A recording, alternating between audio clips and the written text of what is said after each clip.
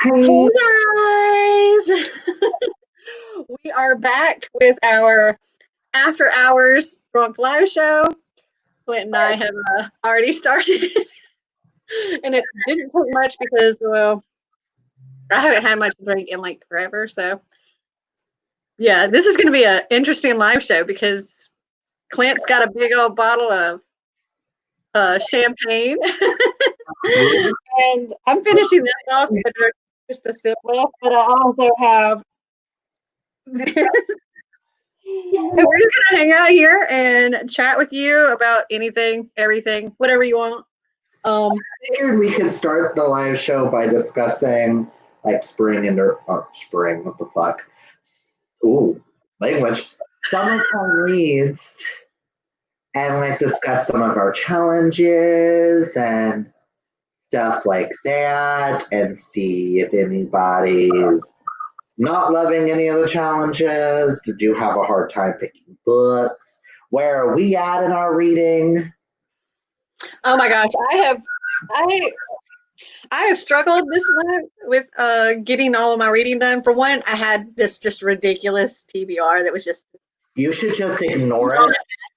You make up the rules, ignore that Will of TBR crap.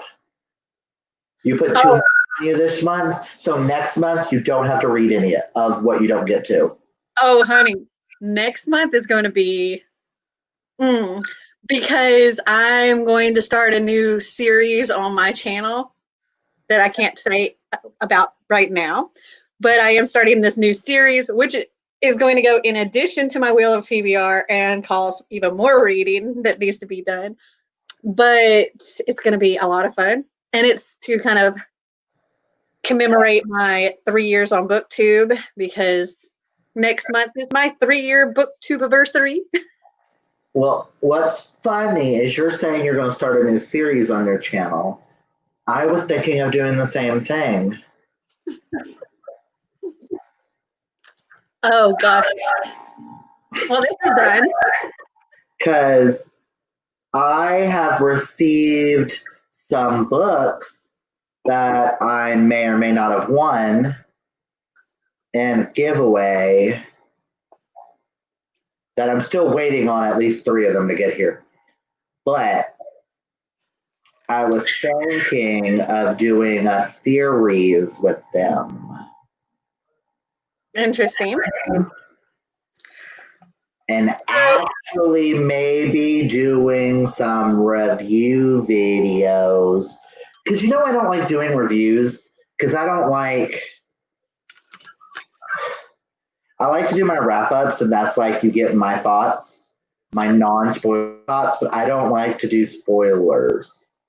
But I'm thinking about trying to overcome that and maybe doing a spoilery review video or two. Yeah. I also got plenty of queer books that I need to get to, so the rest of the year is going to be a lot of queer. Also, guys, if you have you want to say anything or ask us any questions or anything about whether it's this readathon or life in general or just anything at all, please feel free. That is what we're here for. We already had our live show for the summertime reads with Caleb, and that was amazing, and we had such a great time. But this is sort of a separate, you can ask about those things, but also anything else, because now it's just hanging out together. Pretty much, this is how me and Mel get to spend time at least 4 times a year, seeing as she lives in Tennessee and I live in Oklahoma. This smells funny. See, this smells It so smells good. funny. Okay, this smells good, but it's so effing bitter. Mine's not bitter. Mine tastes nice and sweet, but ooh, it smells weird. It's got a wood kind of smell, like a smoky, woody smell. I'm no wine connoisseur. This is some cheap Arbor Mist, but you know what? I love it. I mean, this was bought for me for my birthday because it says rainbows on it. They bought my best friend Lawrence one as well, so. Thank you, Deborah. Oh. Mm. What? So Clint and I have determined that we need to take a trip to Venice together and do a whole, where is it? Death Before Blondes, Margot Manning tour. We may or may not try to break the law and steal some jewels. Who knows? Depends on how much alcohol's in our system. We're going to have us a international jewel heist.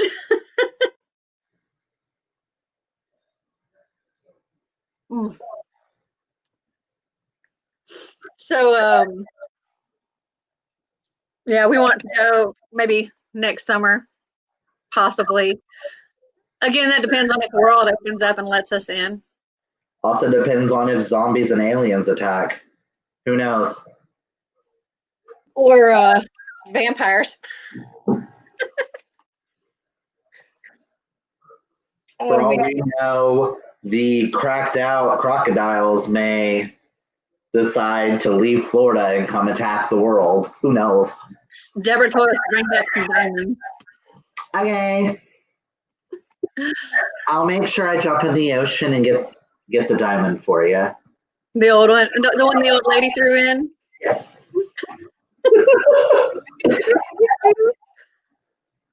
So yeah, my reading this month has been very stilted, I guess, because of my trip to the Grand Canyon.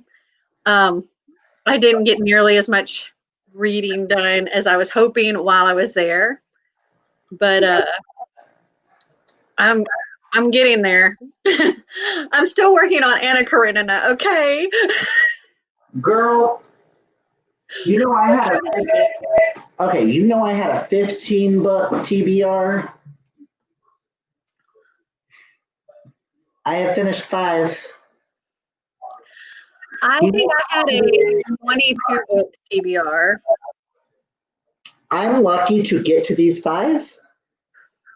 I will say so. For the first half of the month, this is what I read. I think my first book and a book told in verse. Took me 21 days to finish. I think I have out of my 20. I think I was 22 books that I wanted to read. I think I've gotten 8 completed, but I'm like, let's see. Right now, I'm reading 1, 2, 3 other books. I'm supposed to be halfway through this. My buddy read with Emily is like, I'm supposed to be halfway through and I haven't started. Wow. This is the book I'm going to be tackling this next week. So where you haven't started it yet? No. So you know how like Cinder was like a Cinderella and this is Rapunzel.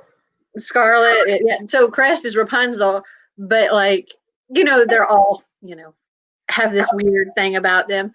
Well, with Crest, instead of being locked up in a tower, she is on a satellite space station.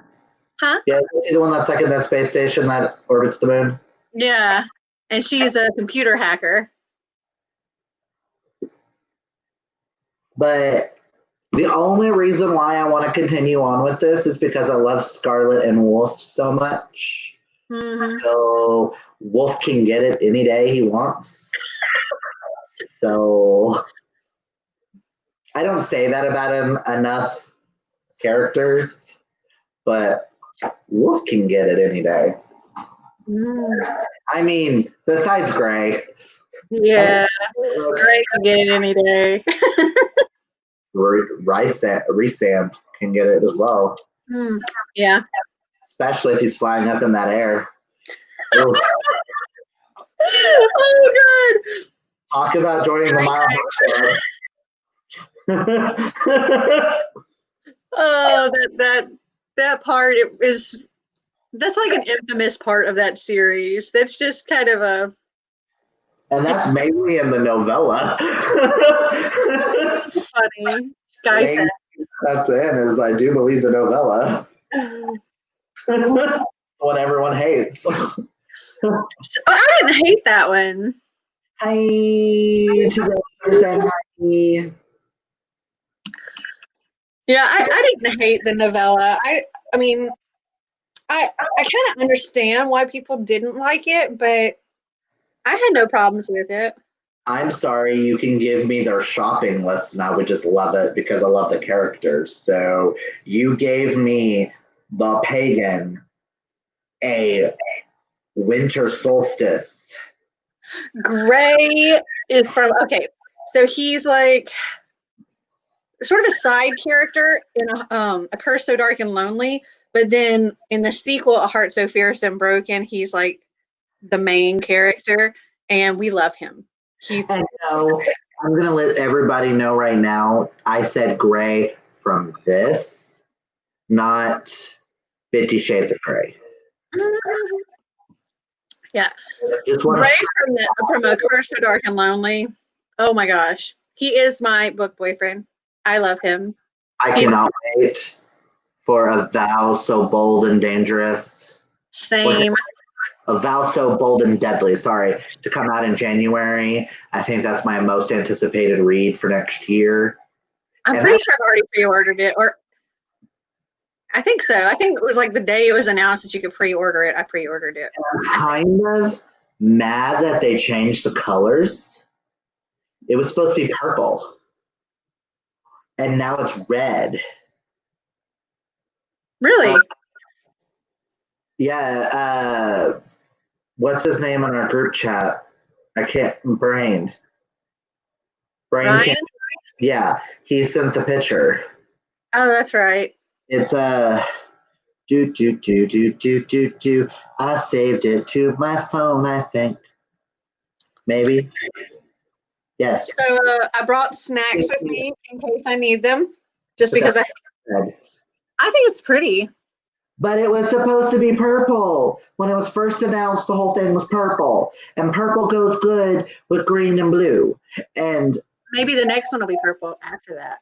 Well, the thing is that me and Chantel have a theory that every YA series is red, green, and blue.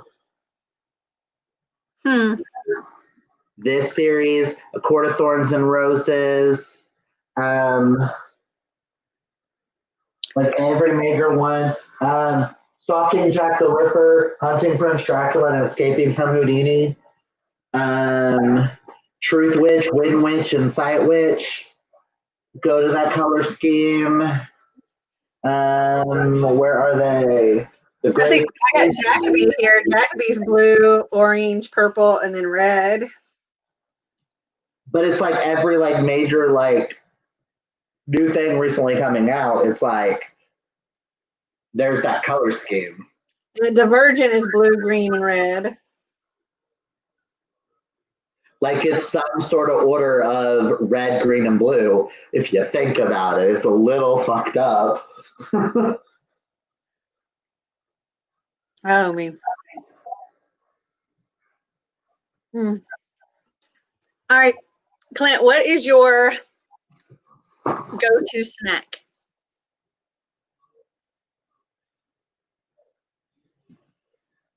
Do I have any of it? Hold on. Ow. That wasn't a trick question. Yeah, it is. Honey, I'm a fat ass.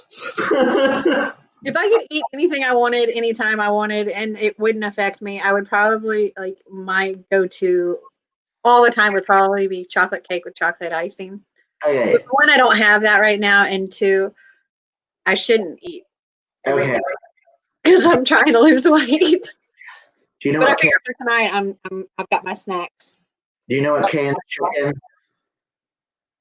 Hmm? Do you know the fast food place Cane's? Cane's chicken. Never heard of it. I'm gonna let you know. This household is a huge fan of that because they have an amazing sauce. So amazing. This is what my roommate did.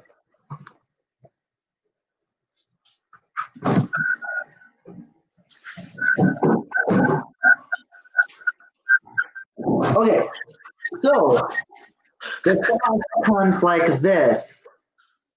When you order it, you get like one or two of these. Mm-hmm. That looks like Zax sauce from Zaxby's.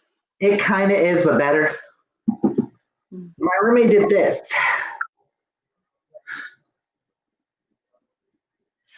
We ordered a jug. So my go-to snack is chicken of any kind. Wow. That's a lot of sauce. This is a sweet tea jug that they sell for $5. You had to buy it for $5 for the sauce because they couldn't figure out how to sell it, so they sold us a jug. And we've been working on this for like the past week. Wow. So this for a couple strips of chicken. We got this for like everything. And I kind of want to like bake some chicken in the oven, but I kind of want to like put this in a bowl and like roll the chicken and then like cook it and see what it would taste like. Ooh, you could use it for doing like a fried chicken kind of thing. You could like roll your chicken in that and then bread your chicken and have that be the stuff that sticks the breading to the chicken instead of like an egg wash. I bet that would be awesome. Oh, that actually sounds good. But I don't know if we should trust me frying things. I may burn down the Well, apartment. you could bake them instead of frying, but you could like still roll it in the like the shake and bake type stuff. You can. Ooh, no, you know what I could do? I could get just plain buttered like croutons, crush them up and roll it in it, because when you order the chicken, it comes with a piece of toast. Mm-hmm. So croutons are toast cut up. The live show is about food. I mean, have you seen my fat ass stomach? And I've been struggling with like eating right since I got back from my trip, because while I was on my trip, I like ate everything. What is that? Peanut M&Ms? There's my go-to. Mm. Go-to candy. My second favorite, other than chocolate cake with chocolate icing, are these white fudge covered Oreos. They're so good. Oreos. I love them. Hold on. I'll show you how amazing they are. Look like this. I need more sweets in this house. Yummy. Ooh, I might still have birthday cake in the fridge. Huh. Actually, I'm not drunk. I'm actually still drunk now. I've barely begun to drink. I'm just a very hungry fat ass.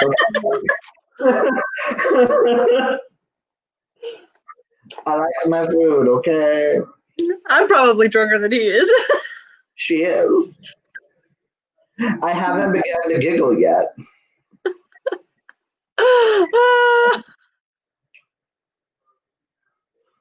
Okay, so.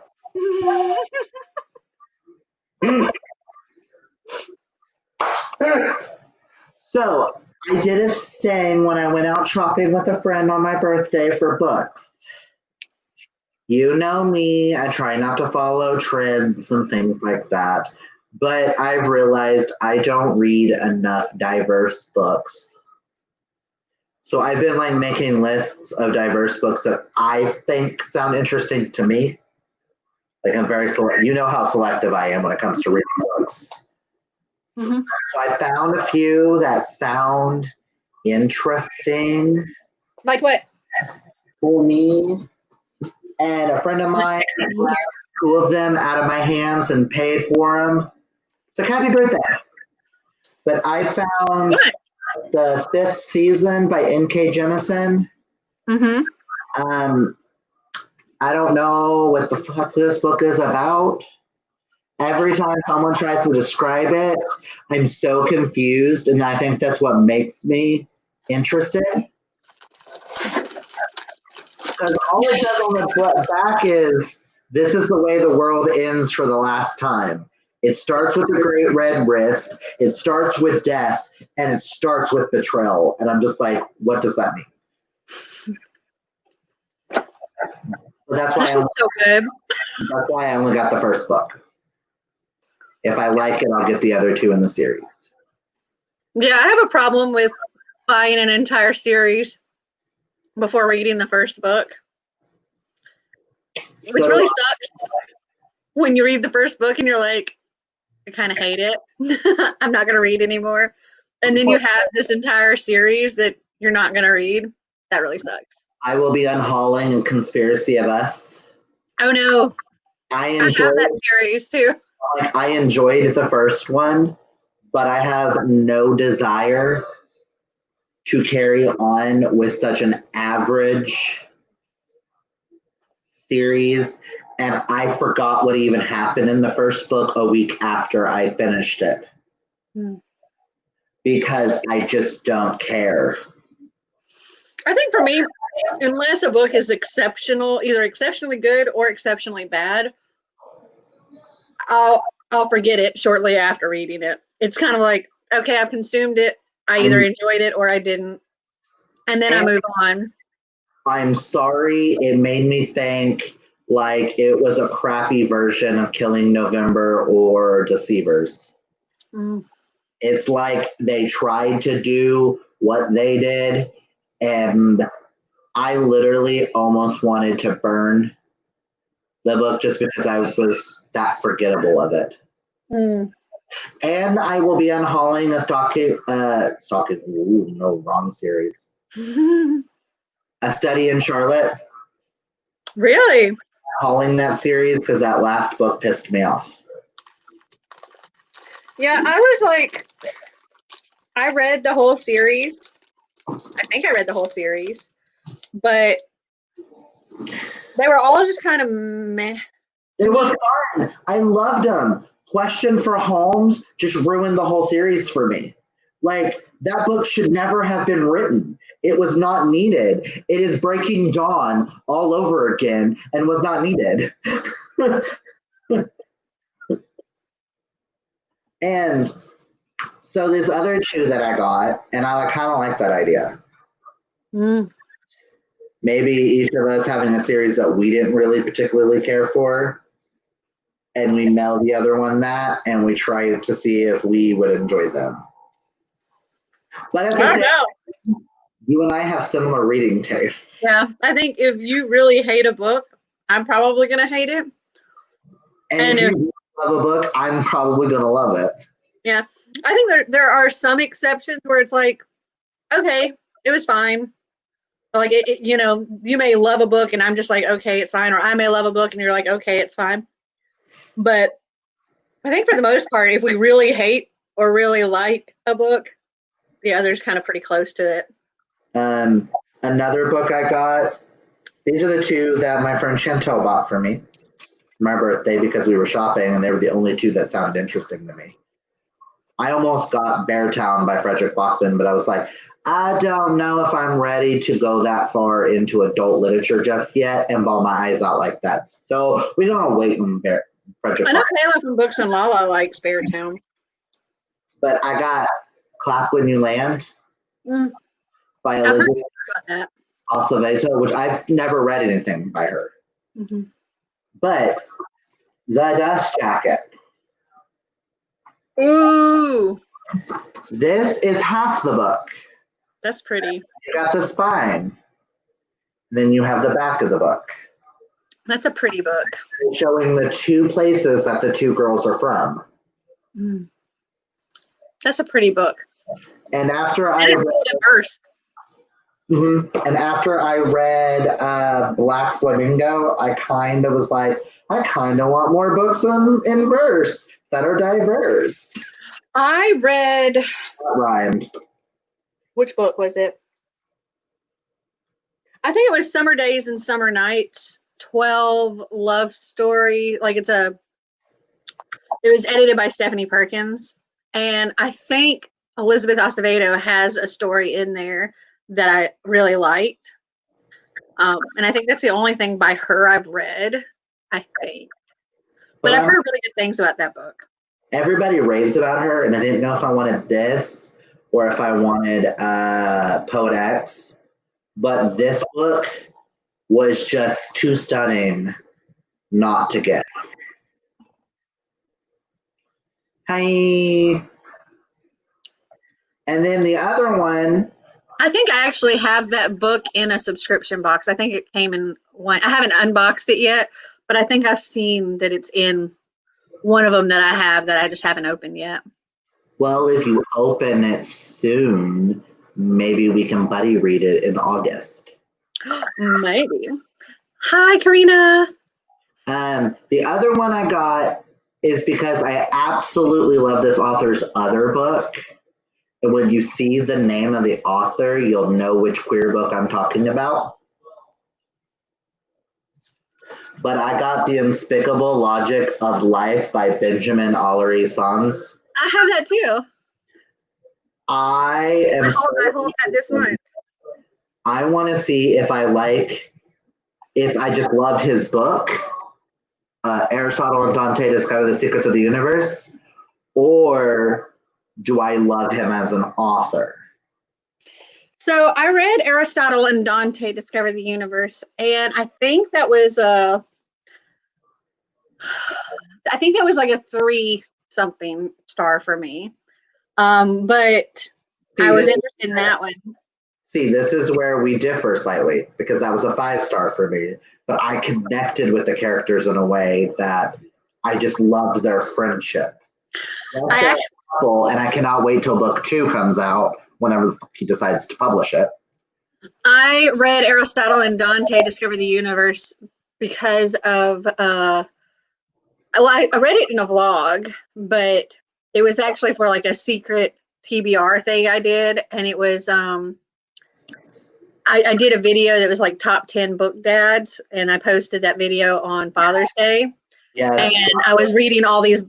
I had researched all of these books that had supposed to have had good representation of dads in books. I suggested that to you because of Dante's dad. And I don't know if you had recommended it. I think I just found it like in a list of stuff. But to me it didn't stand out like some of the other ones that I read as far as like the dad. And that was kind of like what I was reading it for. And but there were like I read To Kill a Mockingbird during that time. And that was like the top, like one of the top dads for me. Yeah, I'll give you that. But I don't know. I saw this one and I've been kind of interested in it. I've checked it out of the library a couple of times and never got to it because of list beyond lists of things I need to read. But this has the main character's not gay, but he has gay parents. He has an adopted gay father. Yes. I got mine from Ollie's for $1.99. We got this one. Minus 15% off because I had a 15% off that everything in the store that day. We got this from Half Price Books for $4.99. So not bad. If we end up hating it, we didn't spend that much money. For reals. She's thick though. It's like almost 500 pages. I know. I was like 45 or no longer than that. Yeah, and there's no more page numbers, so whatever.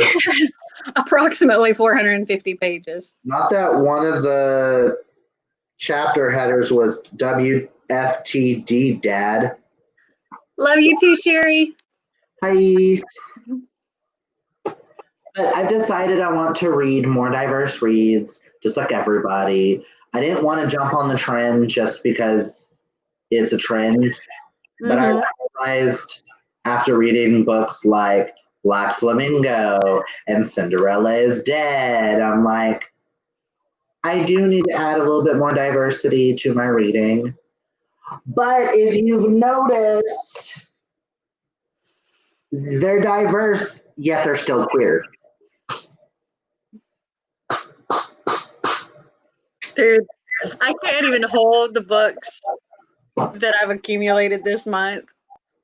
I mean, I've also got these 3 to still get to. Eventually.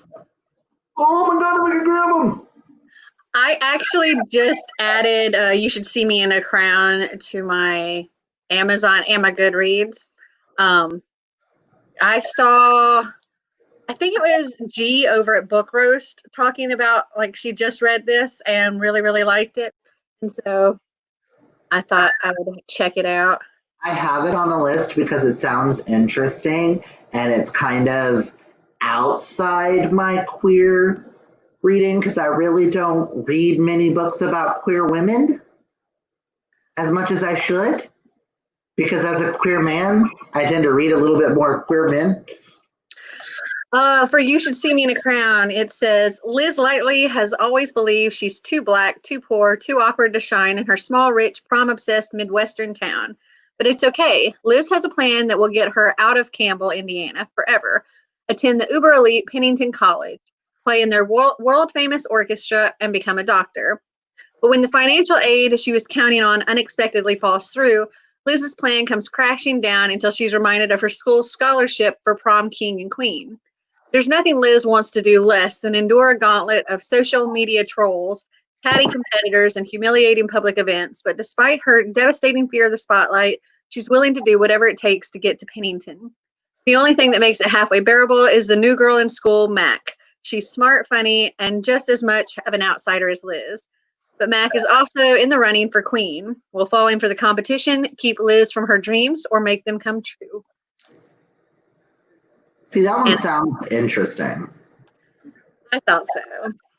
But these 3 queer books that I'm really interested in that are newer that I haven't gotten to, like, these are the only like newer ones down there that I haven't gotten to, which is weird.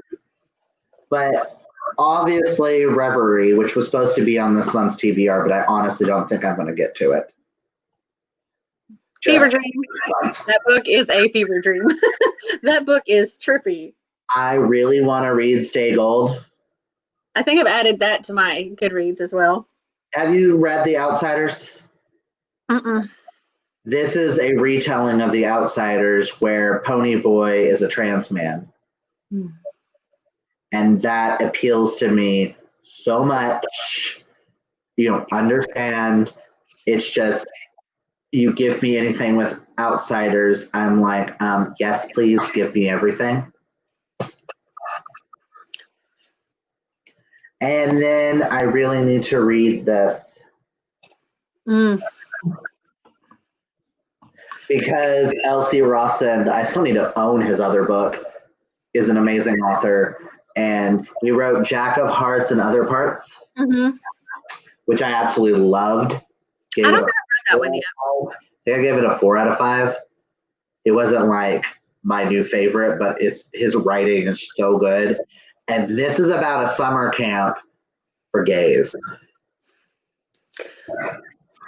So if anybody like saw my, I think it was my first vlog for the Summertime Reads. I went to Ollie's and in that very first vlog and came home with 22 books or something like that, 20 something books. And then I've gotten a few more since then. Like I've gotten things that I pre-ordered. I've ordered some used books off of Amazon. Yeah, I've got 2 stacks that probably wouldn't even fit in this view. I couldn't possibly even hold one. I might be able to hold 1 stack, but that would be like all the way up to here. Corinna, you should read this.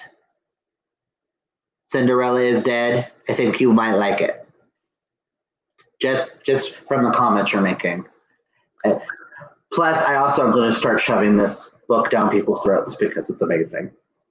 And you know how much that I'm very, like, I don't like Cinderella. But this literally takes that fairy tale, flips it on its head, and makes you hate one of your favorite characters. So it's like, what? I love, I don't care if it's like the opposite side or makes you dislike, the character that you liked before. I love those kind of any of these fairy tale retellings. I freaking love them. And so I need this book in my life. And queer, Black. They talk about her melanin skin a lot in this. Mm-hmm. Well, not like a lot, not like it's overdone, but in the way of when she meets the other girl and she's caressing her skin, it's like, and the other girl prominently makes comments about how beautiful the melanin is in her skin and stuff like that because she glows. More confidence. She starts glowing. And I'm gonna fall out of my chair, man. My head. It's just, oh my God.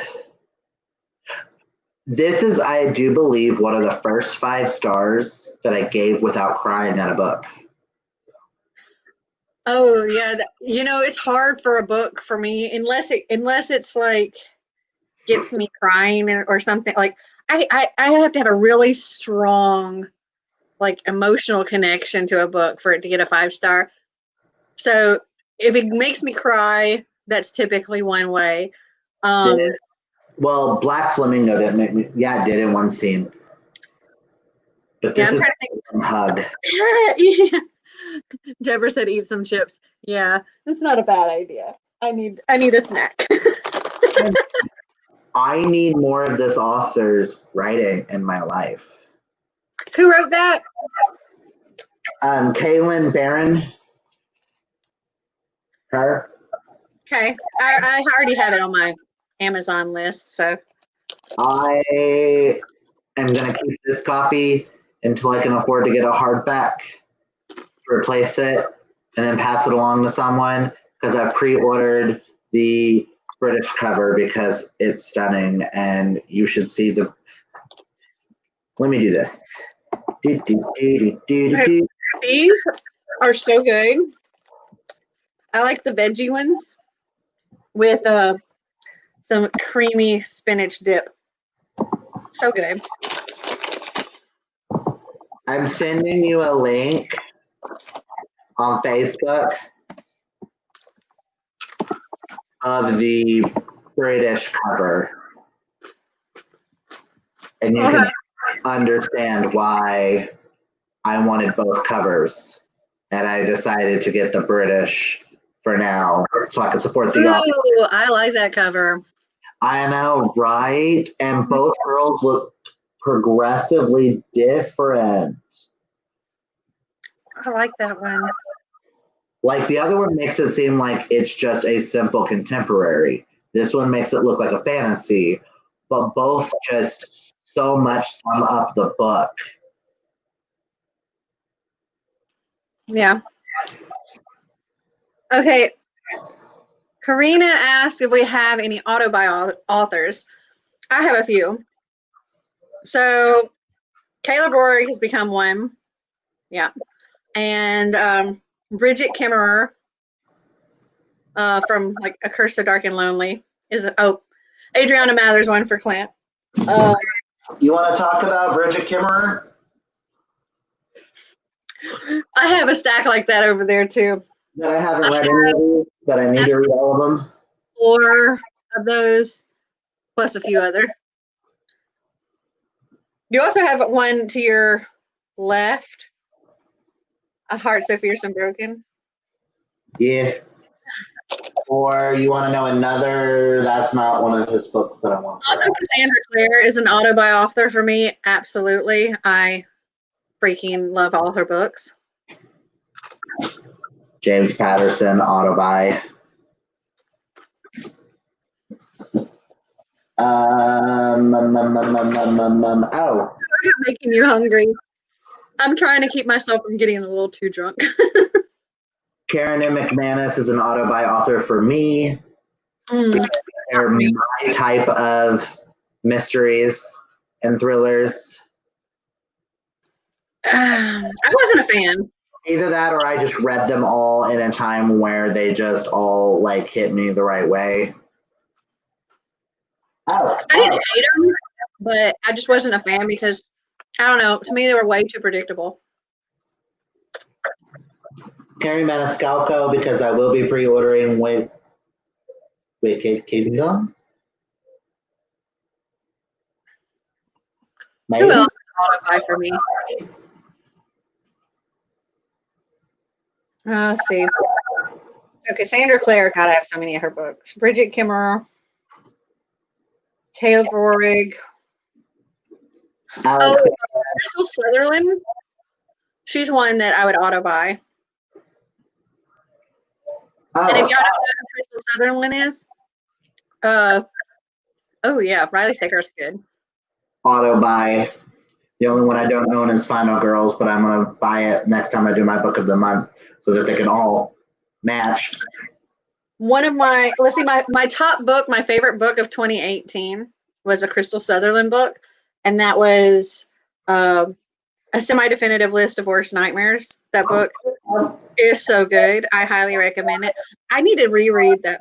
Ooh, I need to do like a vlog or something where I read like all of my favorite books. Yes, that's it. Have you read it yet, Clint? Not yet. Girl, read it.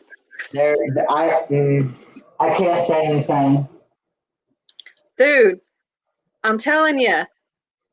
I have a video idea where I'm going to be reading I'm going to choose one book for 5 of my friends on BookTube, their favorite books. And you've already read Death Prefers Blondes. So, I mean, I could just authors, but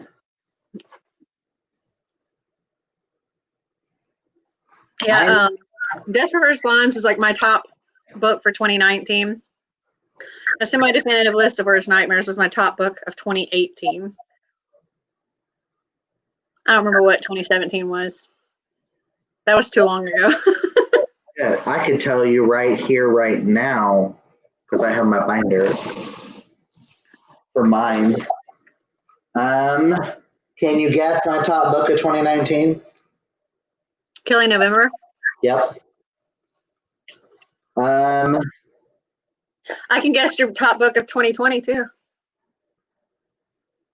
The Brave. Yeah. Serpent King was 2018. I don't know what my favorite book this year so far is. I'm gonna have to go for 2017. Just looking at I don't know.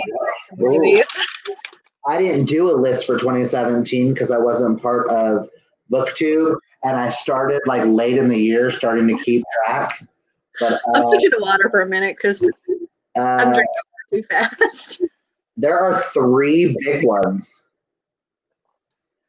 I read all of A Court of Thorns and Roses in 2017, so and I read How to Hang a Witch and Haunting the Deep. Ooh, yeah, I could see that being a hard one. And I read where's the other one? There was a third one. Simon versus the Homo Sapiens Agenda. So I'm like, I don't know about 2017 because 2016 was How to Hang a Witch. 2017 would have to be Haunting the Deep, the sequel, because I read the arc. It was my first arc I have ever read. What was your last 5-star book you read?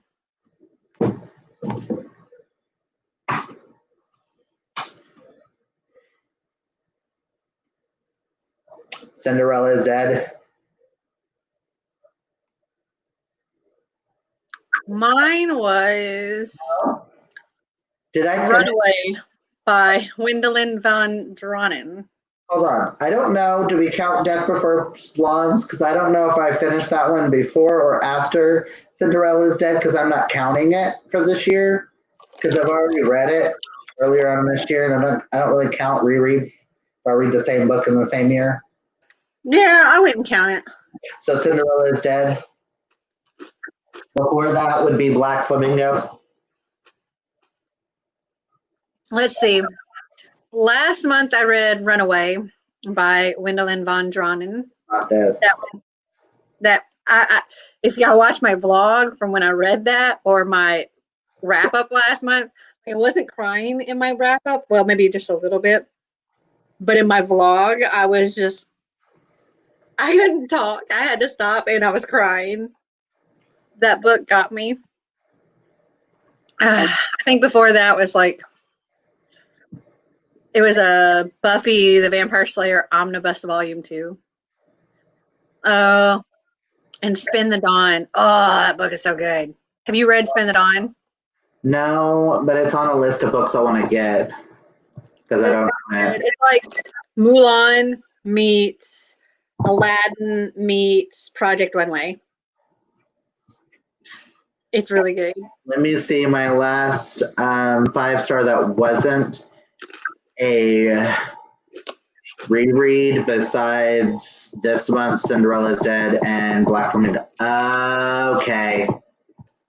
Before that would be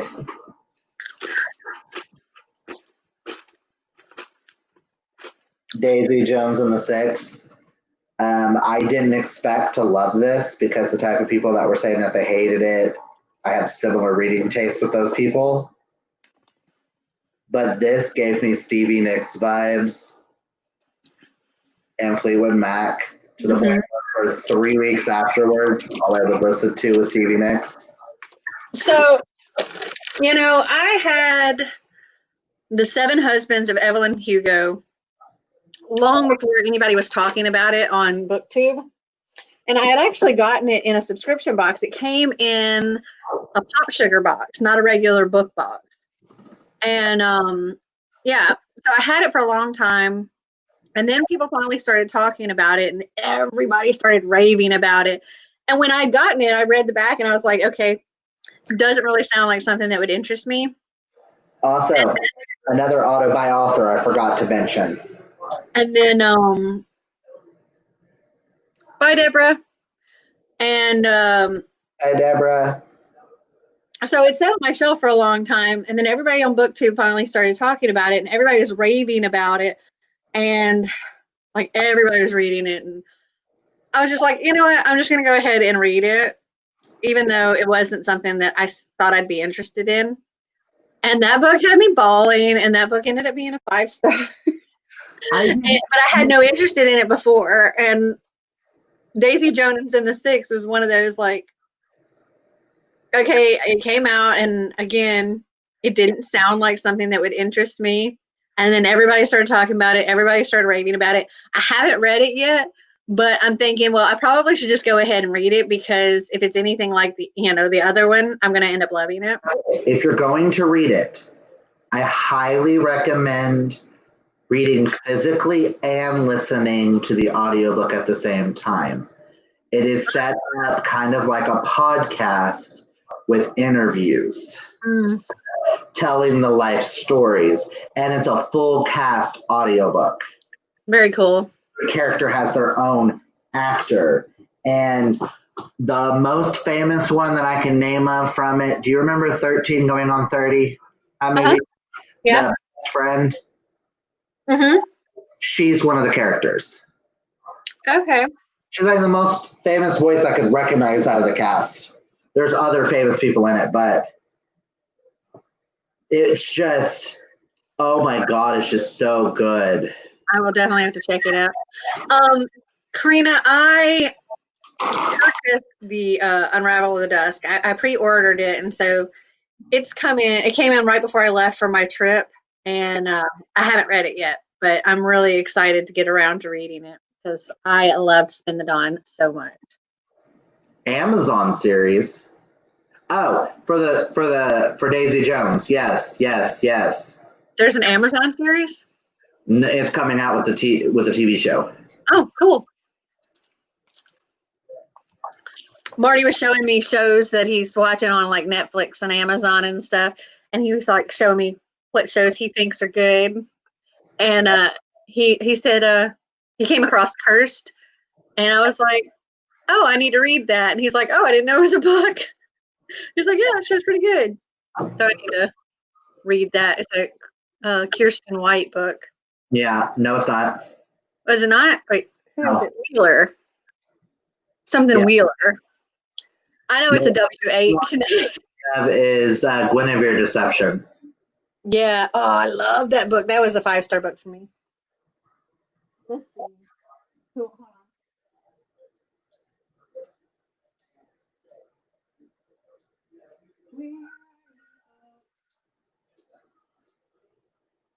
Oh. It's Frank Miller and Thomas Wheeler. And it's got the girl who played in 13 Reasons Why. It's got the girl who first season is about her suicide.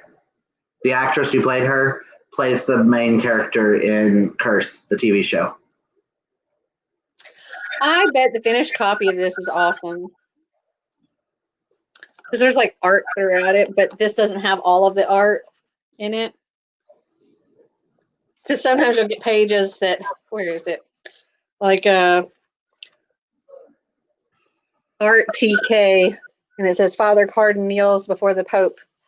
It's supposed to be on that page. I just don't know if that book interests me. I know it's a King Arthur retelling, but I don't know. Like, I don't. I'm a fan of King Arthur stories, but at the same time, I'm like, it's been overdone. I'm sorry, Ireland and Scotland have more stories and tells that you could use over Merlin and Arthur. Well, I mean, there's a good story. It is, but I feel like other stories aren't getting what they deserve. Do you know what I mean? Yeah. Maybe I should write those. Maybe you should. I should actually write my book that I started to write and kept quitting. But I get so discouraged and unmotivated. I'm like, in my head, it's an amazing story. But then when I try to put it on paper, I suck. Same. So, side note, we talked about 5 stars. Mm-hmm. What is your most disappointment of the year so far, other than Anna Karenina? That's that. I have to pull up my Goodreads. Hold on. I can tell you now, I don't own a copy of mine, but Boy Meets Boy by David Levithan. Mm-hmm. I read it back in high school and absolutely loved it. The reread of it pissed me off. Oh, you know what?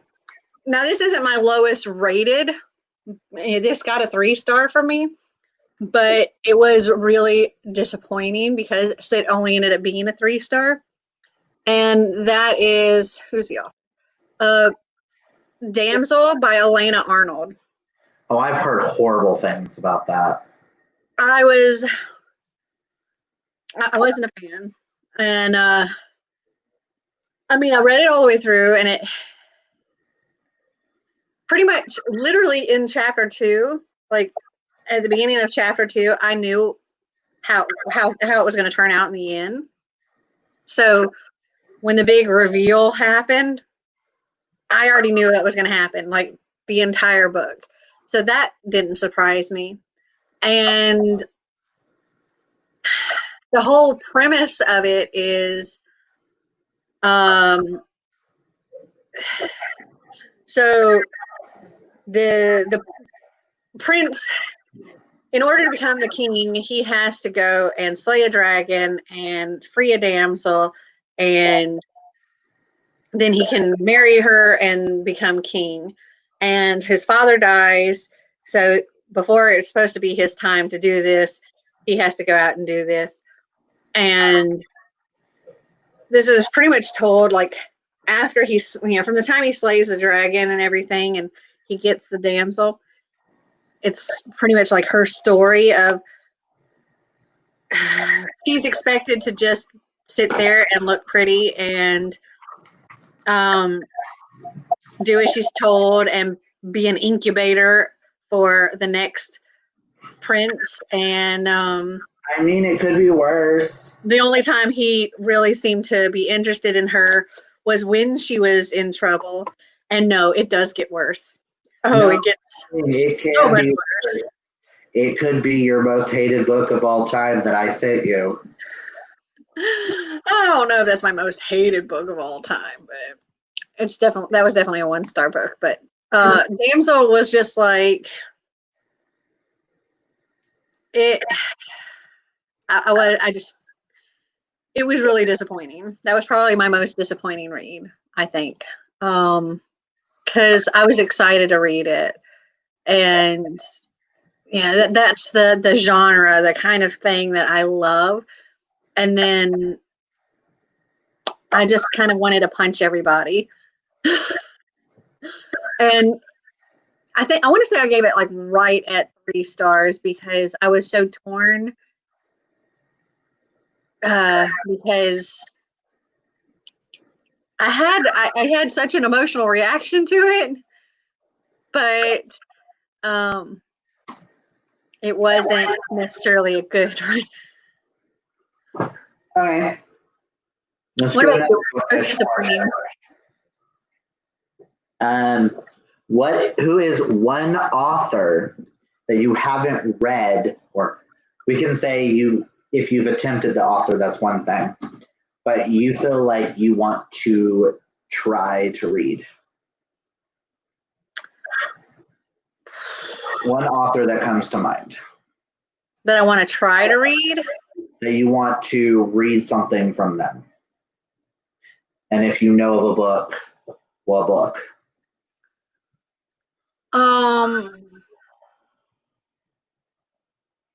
Hold on. Well, I want to read some Renee Ahdieh because I have a lot of her books. While you're doing that, let me go grab the book that I was thinking of. Ow. Yeah, I want to read some Renee Ahdieh because I have hers. Some Laini Taylor or Lonnie Taylor, however you pronounce it. I've got all hers, I think. Leigh Bardugo, I have hers and I haven't read them.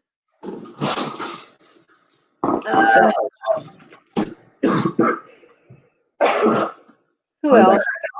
The only author that really pops in my head, I've attempted this author, like 2 of his books, and I've DNF'd both because I wasn't in the mood.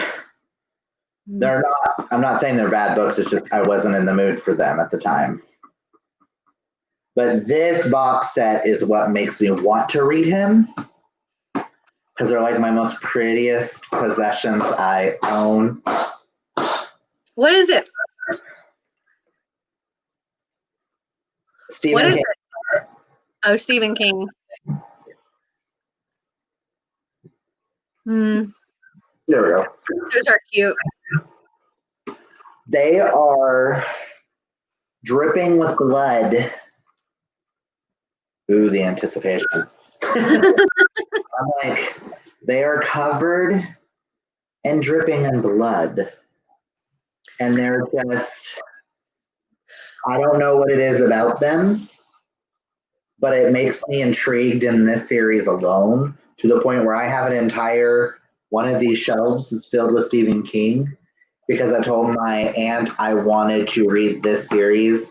She bought me this and went cray-cray and bought me. I have some Stephen King too, and I don't know. 8 others? I've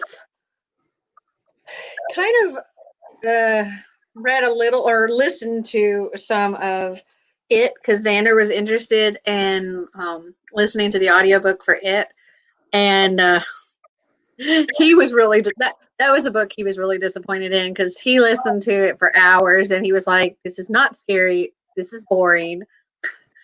It was so wordy and stuff. I want to finish the audiobook for Pet Cemetery though. Because have you seen the TV show Dexter? Yeah, a little bit. The main character narrates the audiobook for Pet Cemetery. This is Oh no, the I was just looking at like how droopy my eyes are now. I'm like I made it to chapter 17, 90 pages in last time, I do believe. It's just I wasn't in the mood for something like this.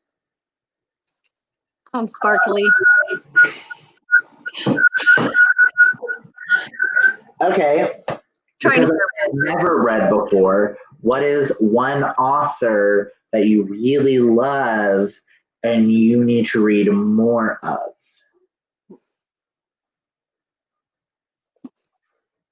Crystal Sutherland, Caleb Rorig. Well, obviously Caleb Rorig, but So I have this, Our Chemical Hearts by Crystal Sutherland, and this came out before this one, and it's supposed to be really, really good. So I need to read this, and I don't know why, I just haven't gotten around to it. Ooh, you know what? I was going to keep it a secret, but for anybody that's made it over an hour into this live show, you get to know what I'm planning on doing for my new series on my channel starting for August. Okay, so you know how Kayla from Books and Lala did this whole closet unhaul thing. So I'm kind of inspired by that and she did hers starting at her 3-year on BookTube. And I was thinking I would do a have I read this and film it before I do my Wheel of TBR. And so I'm going to do a have I read this looking back at my first book haul that I did on my channel. I cannot do that. I've already unhauled a lot of those. Well, no, see, because then you go, it's either read, unread, or unhauled. And if you've unhauled it, then it doesn't matter. And if you read it, it doesn't matter. It's just the ones that you haven't read and you still own. And so my plan is to do that and then film my Wheel of TBR. And so I'll have the books from both that I have to read each month. Yeah. And I have a feeling it's going to get out of hand really quickly. Especially I have with no idea. No, I'm not going to do it with any of my book outlets videos because every month I would do at least 2 haul videos. I would have my regular haul and then I would have a book outlet haul. So I'm going to do this with just my regular hauls. But even those were big. I mean, you have 1 month, I do believe, that has like what, 50 books in it? Oh, there are many months that are like that. I'm thinking, are you going to force yourself to read all of those in 1 month? Because I'm hoping that I've, because I'm doing it like just what I in August would be what I hauled my very first haul video 3 years ago. So I'm hoping that I will have read most of them in the 3 years time. Hopefully. Fingers crossed. It could end up being that I have to read 50 books in a month or unhaul them. So I didn't answer the question of like an author that I feel like I need to read more of because I haven't read this author in quite some time. My Dean Koontz, because you have your Dean Koontz shelf. Yeah. So you would be James Patterson. This was just the easiest book to grab. But I have so many over here that I have not read. I need to catch up on one of his series. I need to read all these other books that I own by him. Like this one, I pre-ordered this one. No, I didn't. I bought this one during the Barnes and Noble. Whatchamacallit. I pre-ordered one of his books. I just don't remember which one. The People versus Alex Cross, I think, is the one I pre-ordered. But whatever. Same. Same. So you want to see a present that I got for my birthday that's bookish? It's Harry Potter related, but not licensed.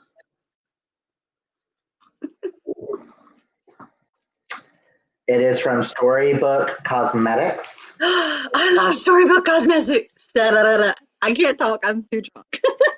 I love Storybook Cosmetics. It came with a bracelet, Cute. a snitch, and a matching necklace. Cute. But a friend of mine did a theme this year for me, Lawrence, and Jupiter, and got us makeup brushes. And they're the ones. She got me the Harry Potter wand collection makeup brushes. She got Jupiter the Lilo and Stitch ones, and she got Lawrence the Sailor Moon ones. And I'm just like, makeup brushes. I don't own any now. I had to throw away all my old ones. I have so many. So From I'm, my like, subscription boxes. I'm just like, it has makeup brushes that are bookish for Tari, whose name is bookish. Mm-hmm. But I wanted to show them off. Yeah, I took all of my Harry Potter stuff off my shelf so it wouldn't show up on my channel anymore. The only Harry Potter stuff that's still on my shelf is Luna Lovegood. Luna is in two places, and then I have like the two specialty like pops up there that we spent money and they're just up in a corner. Yeah, I think just took all that stuff and stuck it on in Marty's little office area, and it's not, I spent money on the stuff. I'm not going to get rid of it, but I'm not going to put it on the channel anymore.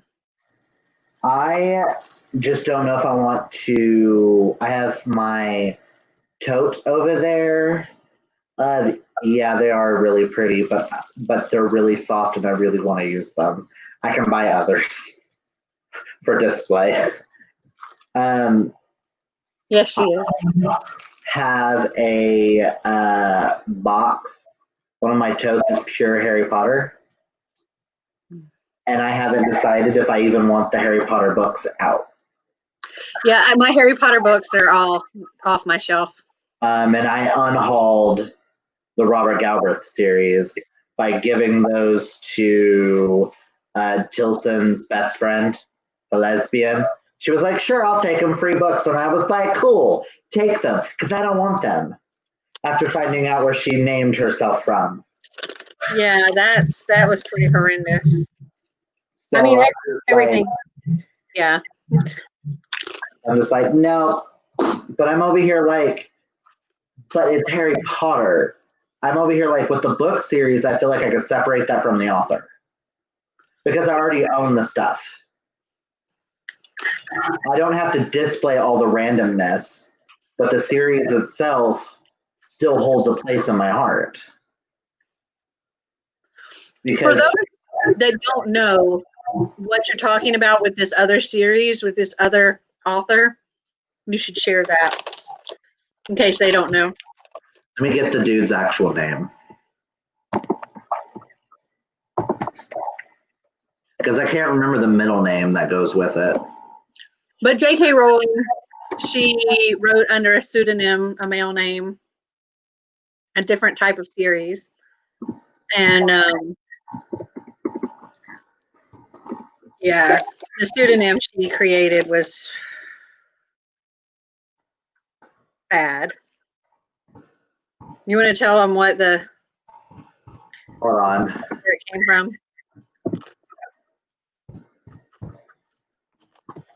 Gotta get the dude's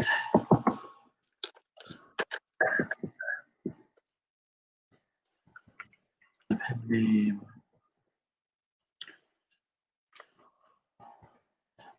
You're not giving me what I want.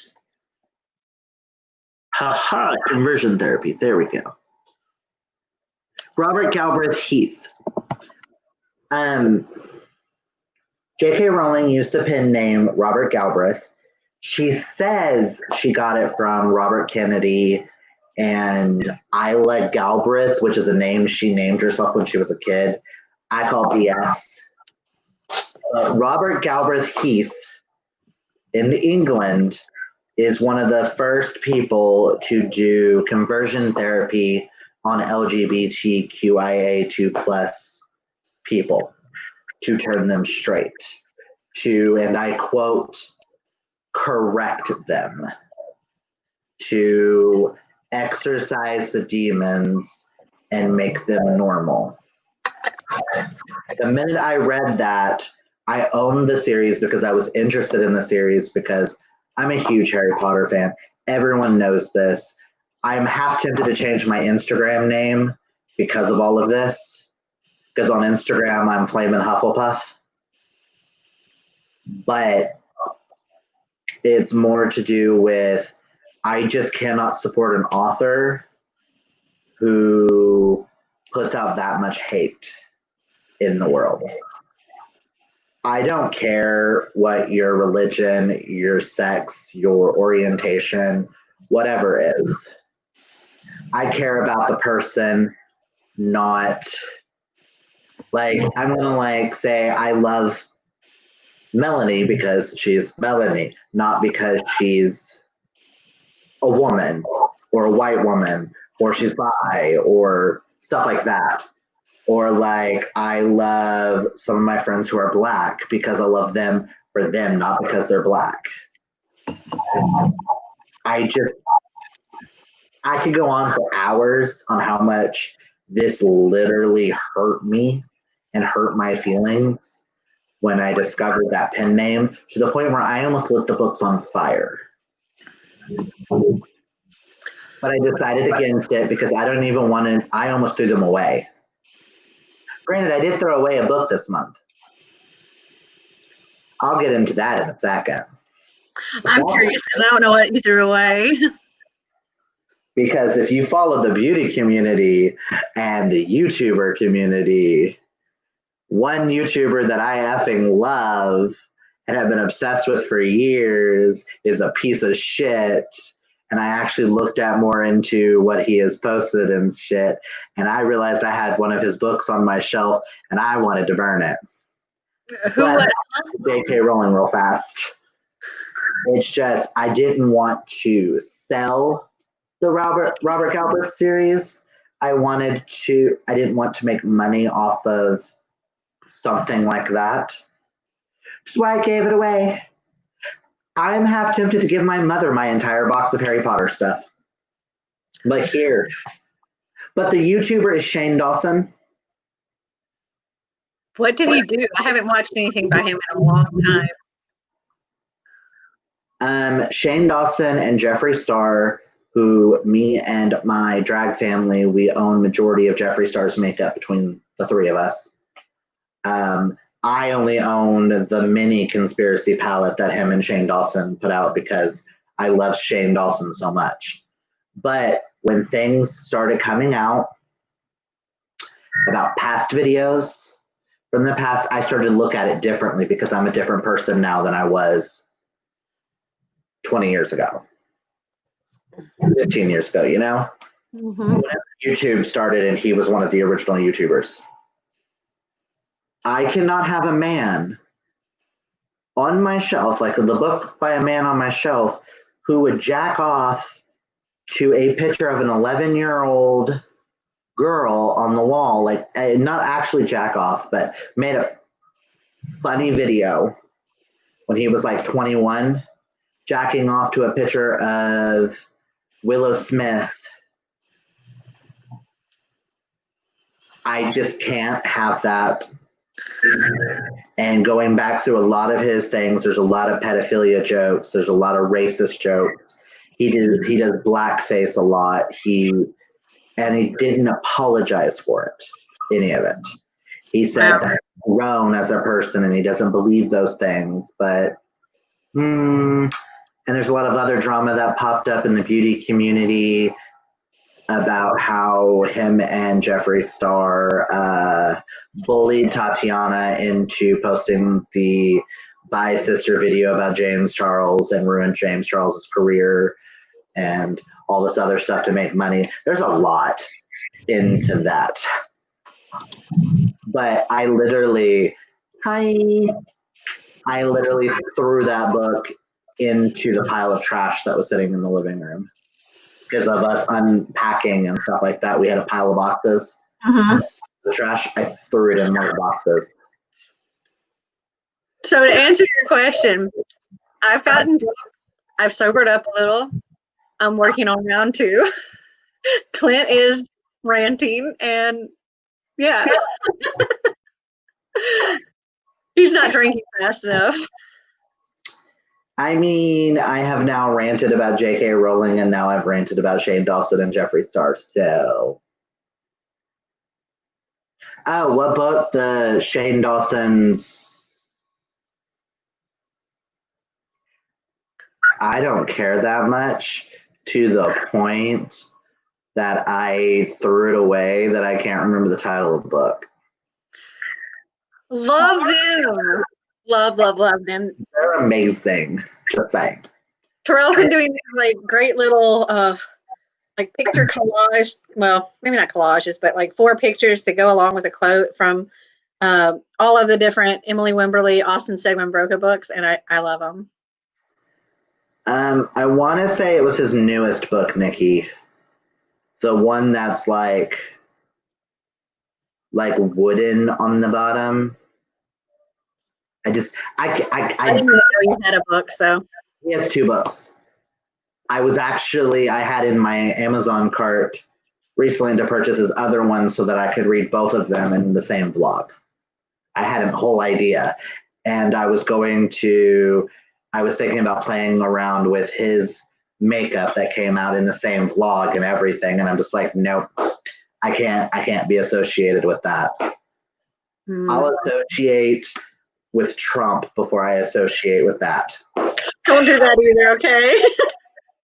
Oh my gosh. So I don't know if you saw my vlog that I posted the other day where I start my trip. I go and I get a spray tan. And I'm like, I said in it that before I go, I'm like, I really hope that I don't come out looking like an orange fruit roll up. But in my head, what I was thinking was, I really hope I don't come out looking like Trump. Okay, right now. And then afterwards, I did end up looking like an Oompa Loompa, and I was, yeah. Not to get political, but can we state, I don't know who's more of an idiot right now, but Trump versus Kanye West. Oh my gosh. You hear his speech where he stated that Harriet Tubman didn't save any of the slaves. She turned them into slaves on her own farm. And I was like, really, boy? Open up a history book. Yeah, no, I haven't listened to anything from him because, no. I liked him since he stole Taylor Swift's moment and ruined it because he's a bitch. Yes, I do. I buy a case of these things because they are so good. I love them. And I'm so sad when they go away in the stores and you can't get them. And then one day I was looking and there was a couple of years ago, they didn't do these. They had the thin ones and they were not nearly as good. And I was so upset. I had to go a year without them. But these are my favorite wintry treat.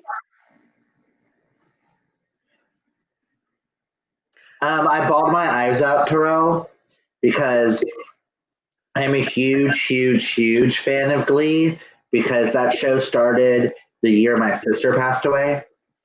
So I watched that show in memory of my sister because the fact that she was obsessed with music and television and that show kind of blends the two. It would have been something that my sister would have loved.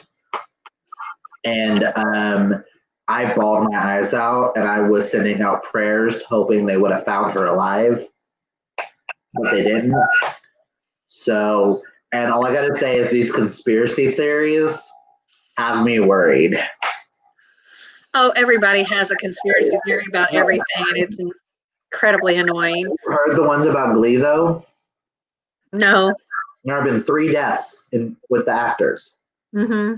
and all 3 sang a line in a song about how they died, and they all died at the same age. I haven't heard any of that. Corey Monteith sang a song about doing drugs, and he died due to an overdose. I did not hear that. Wait, what? No, that can't be true. I'm going to look it up. Hold on. While you're looking that up, I'll finish what I was saying. Corey Monteith sang a song about doing drugs in one of his songs, and he died from an overdose. He did die today. What? What? Wow. It doesn't, I don't know how he died, but he was 88, so. Old. That's how he died. Yeah. Also, a famous drag queen that is on a YouTube show called Hey Queen. She's usually in the background. Lady Red Couture. She passed away this morning as well. So I want to try this snack that I've never tried before. It's a. Is that the apple pie one? Yeah, apple pie Kit Kat. They have a carrot cake one that I'm kind of curious. It's an interesting smell. But no, like I was saying, you have Corey Monteith, then you have the guy who played Puck, who sang a line in a song about hanging himself. I think that was in Mean by Taylor Swift, and he hung himself. Naya sang a song about she sang that one song for Corey Monteith about If I Die Young, and she talks about drowning, and she drowned. And she was found on the anniversary of Corey Monteith's death.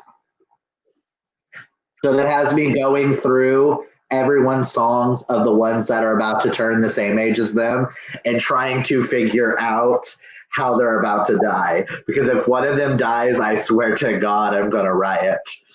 Because we need to protect our precious beings. That's just I hope that's not true, that conspiracy. I hope it's not true. Because it's just a coincidence that happened. Because if so, then Rachel Berry, Leah Michelle is the next one to pass. Ugh.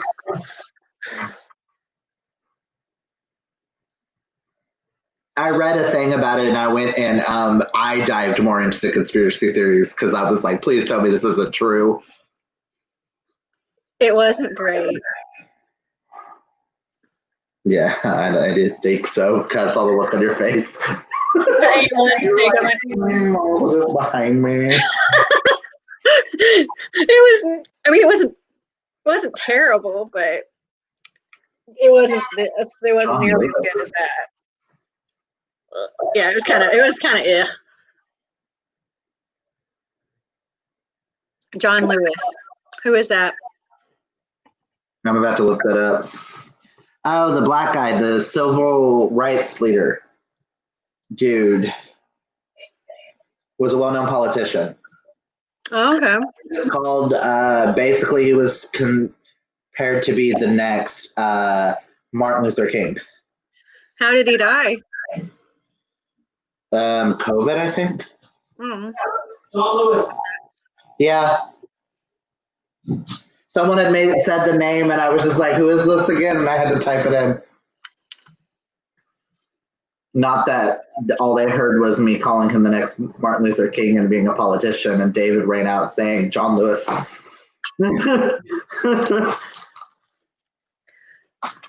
Hey Terrell, in the live show with Caleb, I actually mentioned your question that you asked in my vlog and answered your question in that live show about he was the one that posted the question in my reading vlog about which book would I want as my younger self. For my younger self. Okay, yeah. And I actually said, where is it? Death Prefers Blondes. Because I would want to read about Margot. I would want to be Margot. Well, for the most part, I'd want to be Margot. I mean, there are certain things I wouldn't particularly want to deal with. But Clint and I want to, well, for one, we want to have an international jewel heist. And two, we want to go on a trip to Venice together to go to all the places that Margot goes. And eventually we need to make a trip to Canada just to go see Nikki. That would be cool. And we would do videos with Nikki involved. You're welcome, Terrell. Okay. Terrell always asks me questions that require a lot of time to think out my answer to. It really does. And there's some great questions, but a lot of times you stump me, man. I'm just like, dang, I gotta think. So I can't just have a quick answer. I have to sit and think about my answer. He asked a question about YA authors and like duos, kind of like the ones that we've had on here, and I was like, I don't think I've read any but besides them. Like, to answer his question, I was like, my brain went blank on that question. Time you ask me to name a book I've read that would answer a question, I'm always like, I've read books. What do you mean I've read books? I've never read a book before, because like all titles and authors go out your head. What's a book? What are these? What are those? Sorry. Oh my God. Speaking of, so like I was saying earlier about going to the straight bar rednecks. Mm-hmm. The group, I don't think you said that in the live show. You said that. I said that in our thing. I went to a straight bar the other day with friends, and it's an 18 plus bar. I'm just going to tell you now that me and my roommate were the only ones over the age of 21 that went in our little group. Well, we're in like this little group chat on Snapchat. And Mitchell, my roommate, made a reference because we were like picking on someone. I don't remember what we were picking on about. He's like, you are the weakest link. Goodbye. And I was like, we're laughing our asses off falling off the thing because all the other jokes. And then we're sitting there like, no one in here gets that reference. I got it. No, it was like no one in our little group chat was like, none of us get this. We're old. Like I've made references. Like I made a Hocus Pocus reference, and they were like, one of them went, what's that? And I'm like,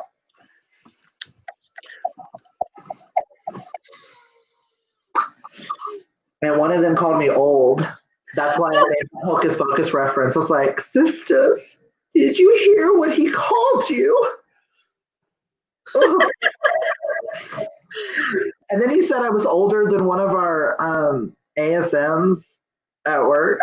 And I'm like, he's in his late 30s, early 40s.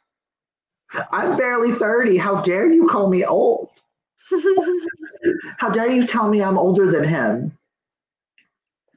I will be 29 forever, damn it.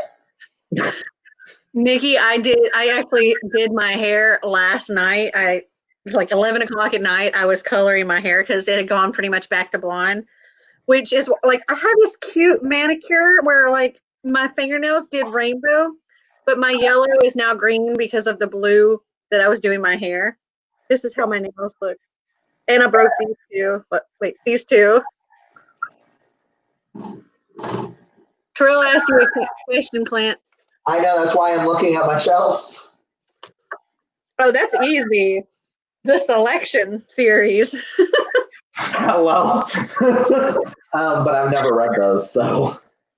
I've never wanted to, but now we're getting a TV show, so I kind of want to read it now. It's good.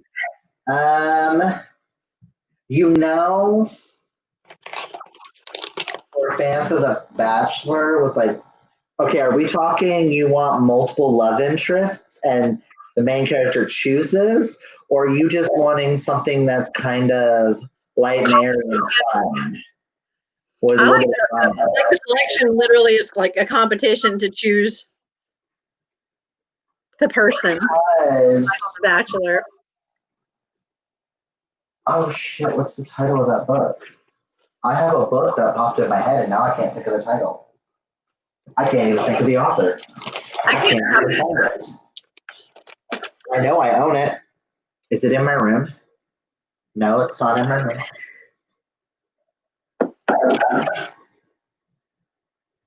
I'm just gonna go with what my favorite, we're gonna go with a series that's contemporary that has 2 movies out and I'm waiting on the 3rd. Can we name? They have recipes in the books.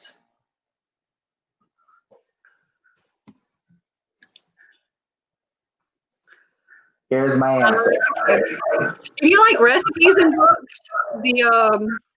That's on my list. The cookie murder, the chocolate chip cookie murder. Murder series by Joan Duke. No, Joan Fluke. One to Watch was a book of the month selection that's like The Bachelorette. Huh. Oh, bye, Nikki. Love you.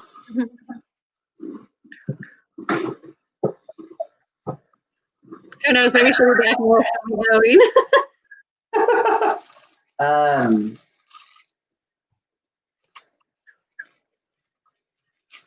I forgot what I was going to say. What is the first book that you turn around and see that you haven't read? Turn and look at the shelf and grab the first book that you haven't read that you see.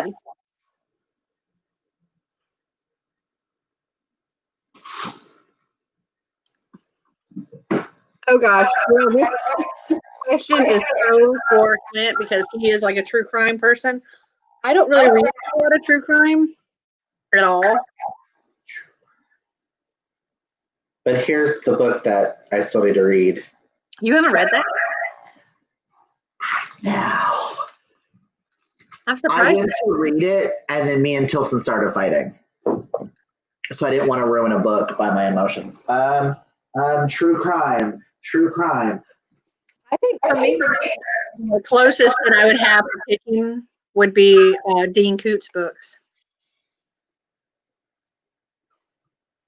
Patterson books. To go not James Patterson.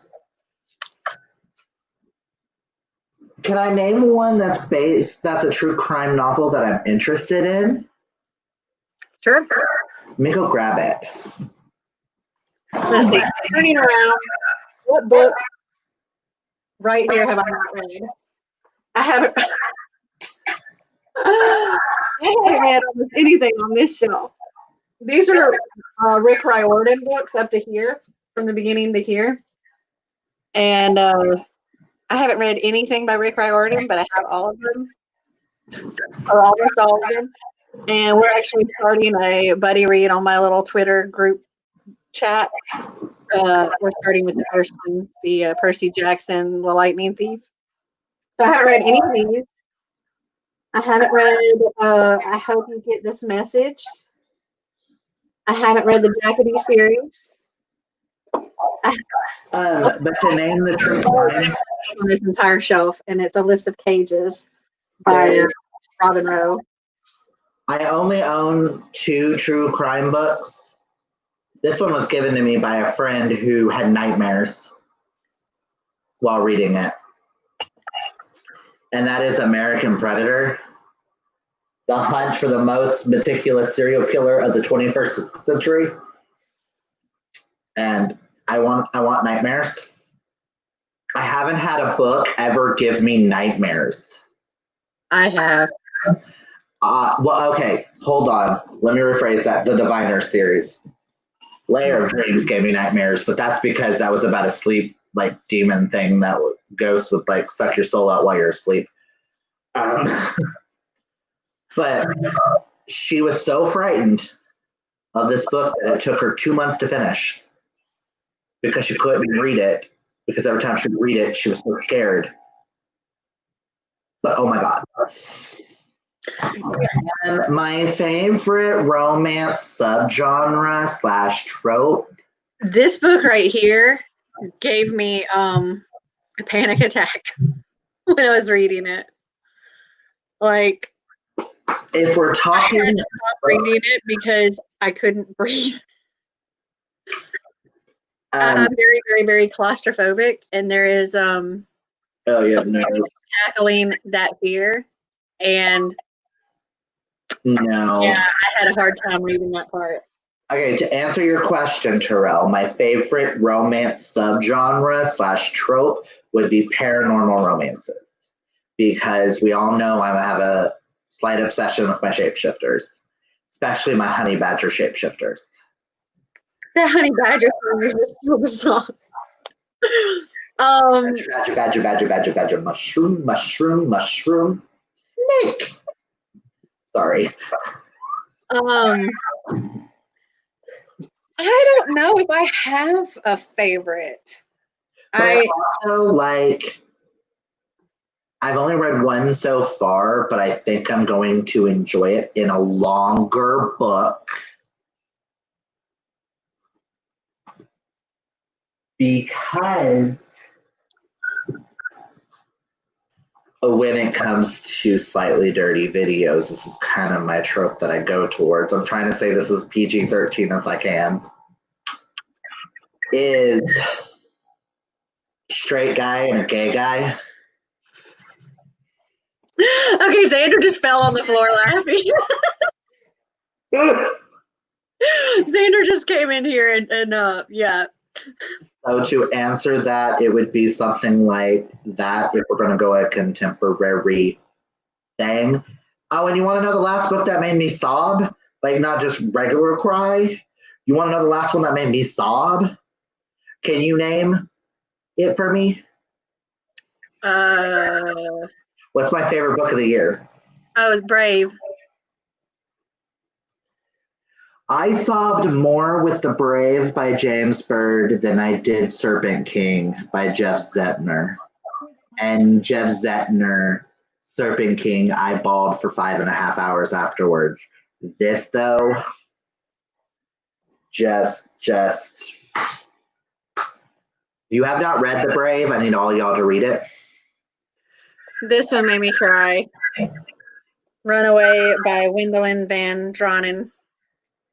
Okay, something really cool is so I don't know if y'all have seen my wrap-up vlogs that I do. So like when I finish a book, I talk about it in my vlog or my regular vlog if I'm doing one, but also I'll talk about it in my wrap-up vlog. And in my regular vlog, I had like bawled my eyes out.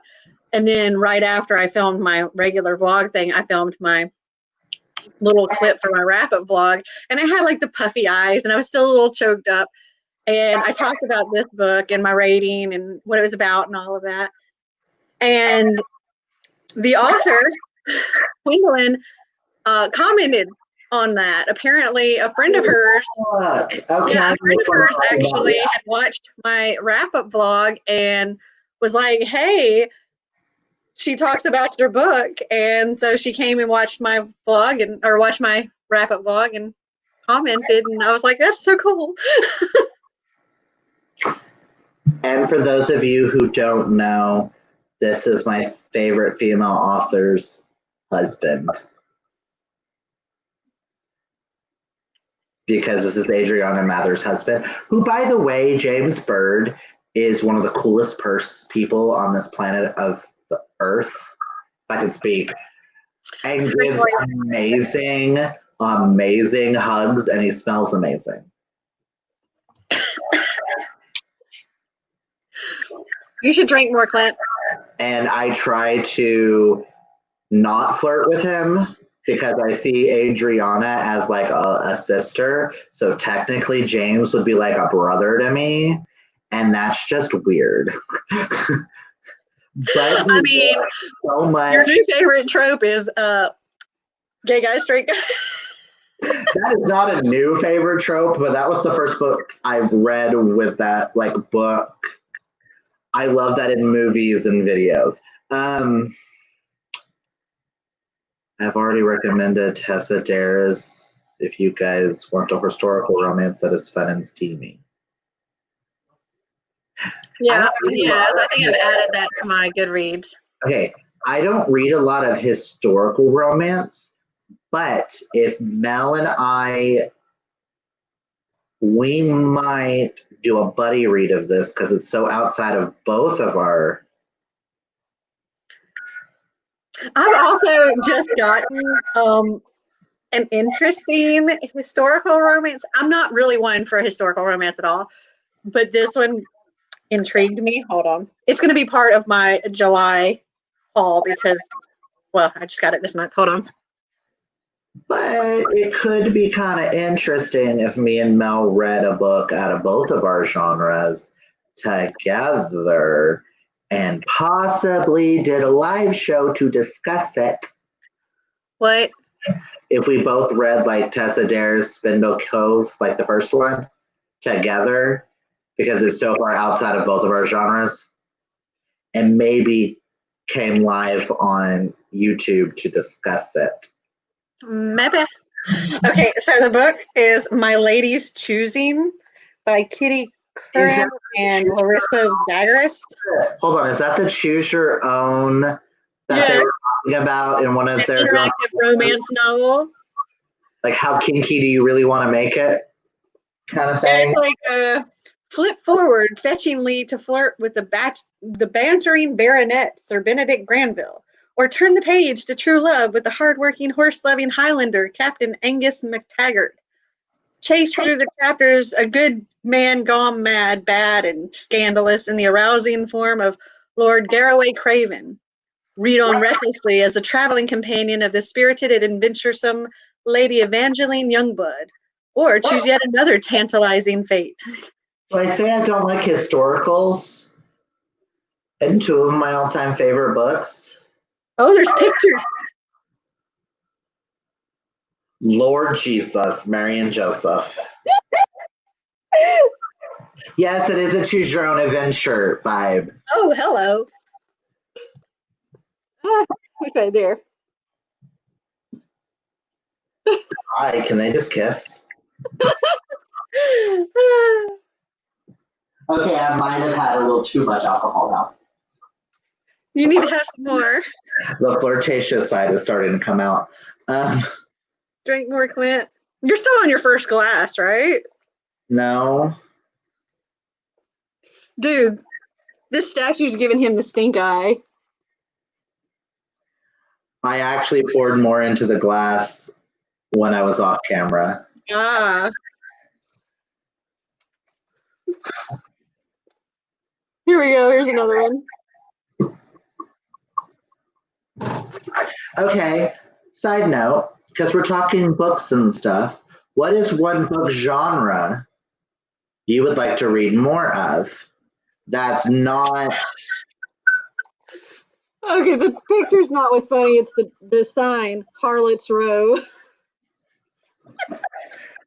What is one genre you don't read? Oh, hold on. We have another question. Do you have any recommendations for YA contemporary romances with the friends to lovers trope?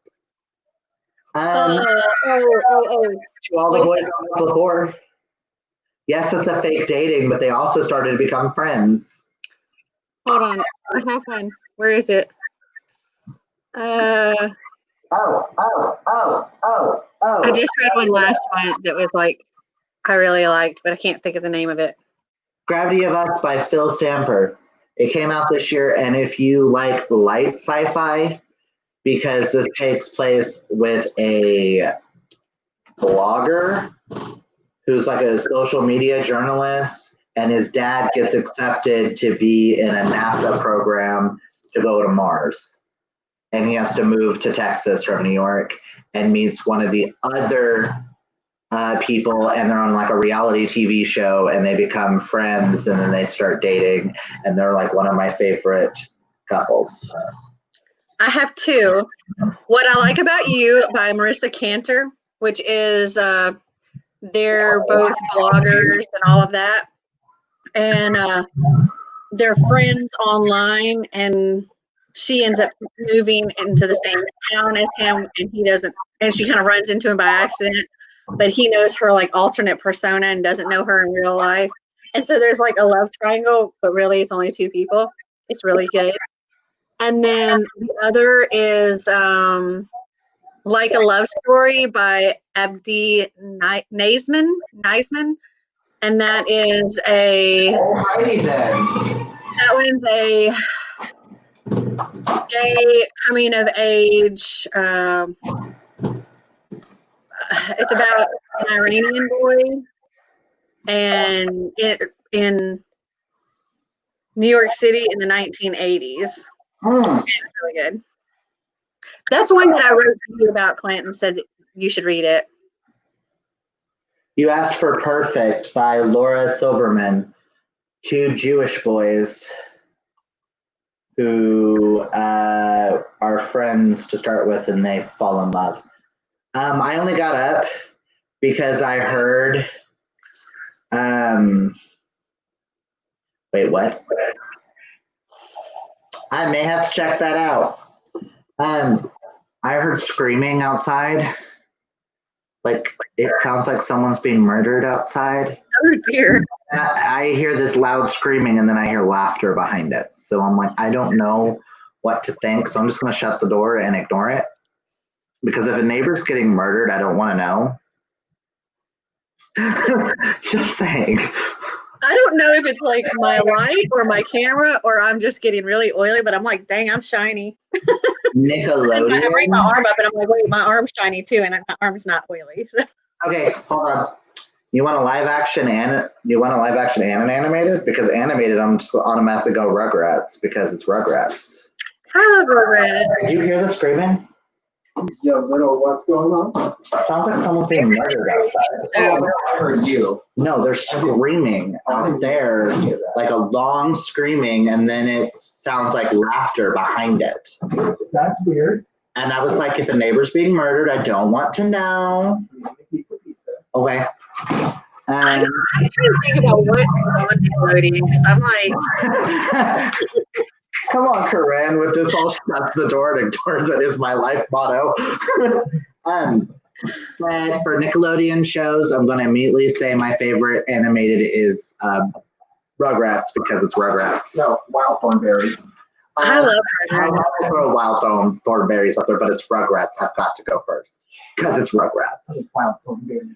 But it's Rugrats. But it's wild thornberries. I will argue you all day long, David. Listen.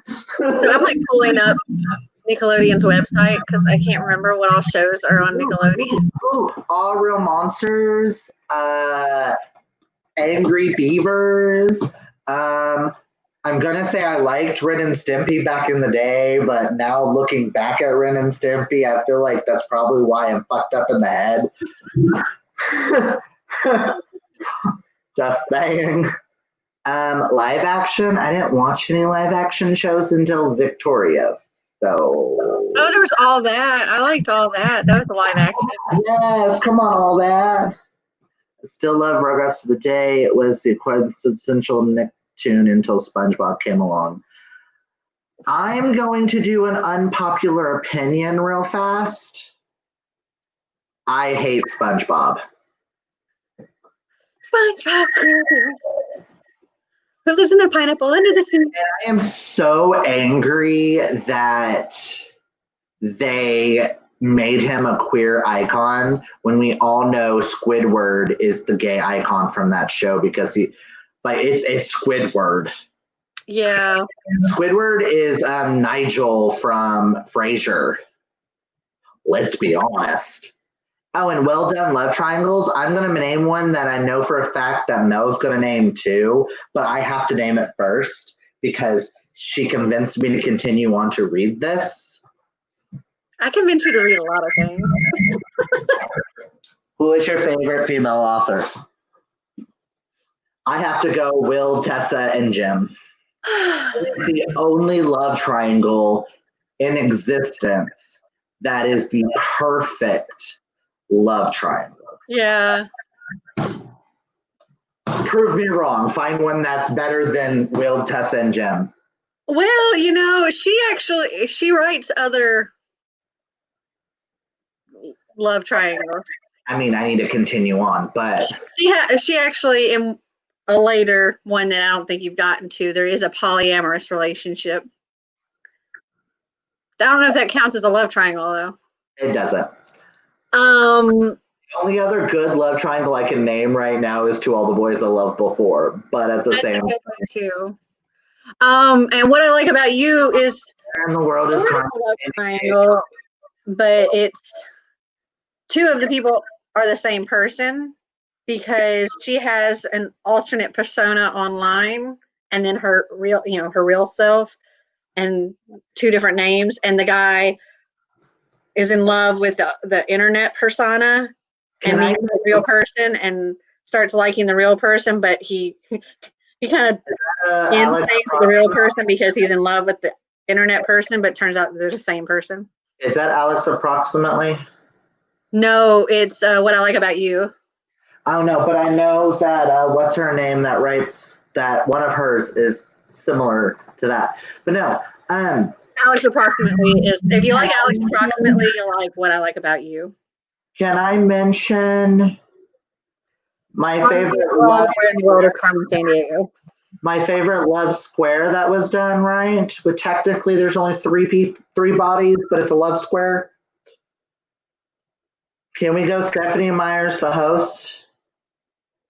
Where you've got the main girl, who's both girls are in it, and one's with this guy and one's with this guy. So it's like a square, but it's also a triangle, and it's really weird. Oh, there's also Tiger Lily has a little bit of a love triangle between Tiger Lily, Peter, and Wendy. Poor Tinkerbell. She always gets that's a love square because Tinkerbell's in love with Peter too. And then Like a Love Story is there's a love triangle there too because the main character, the Iranian boy, he doesn't accept that he's gay to begin with, and he has a girl and her best friend, a gay guy, both fall for this boy, but he goes for the girl first because he's not accepting the fact that he's gay, and he's trying to cover up the fact that he's gay, but really he likes the guy and the guy likes him, and so yeah, it's a love triangle.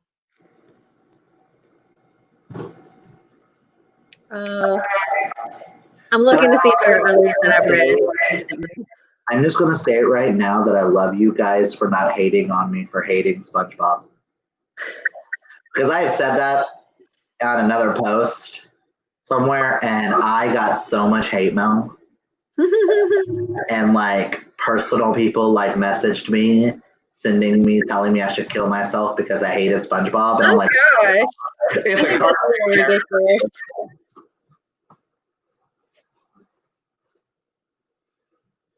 So, which wave of the apocalypse this year do you guys love?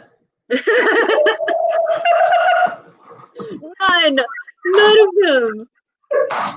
I think my favorite so far has been the cracked out alligators.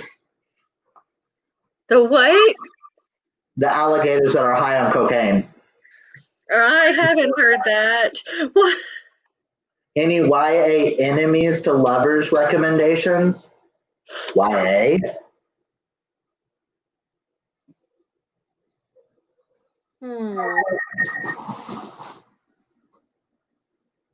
A Court of Thorns and Roses.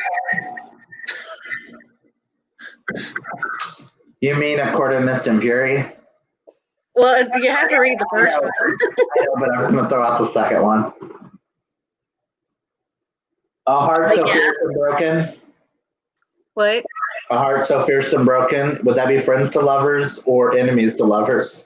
Or both? Kind of feel like it's a combo of it.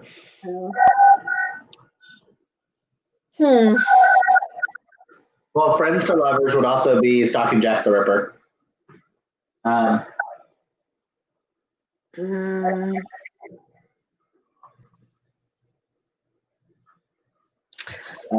What was the best movie or TV reboot you've ever saw? What was the worst movie or TV reboot? I could tell you the worst right now, right here, right now. I mentioned it in the last live show, but the reboot of Charmed should be destroyed. I don't care who the fuck you think you are, but that shit is garbage. And I will rant about that for days. You cannot make Charmed even more feminist than it already is. I get it. They weren't diverse, but they were sisters. Whatever. You have, and I'm sorry, you're trying too hard by making one of them a lesbian, dating a black girl, and she's a women's study major. What? I haven't watched the reboot of it. And you call that feminism? I don't watch a lot of reboots because I think typically they're not going to be good. Unless maybe they're really, really, really, really far apart. I think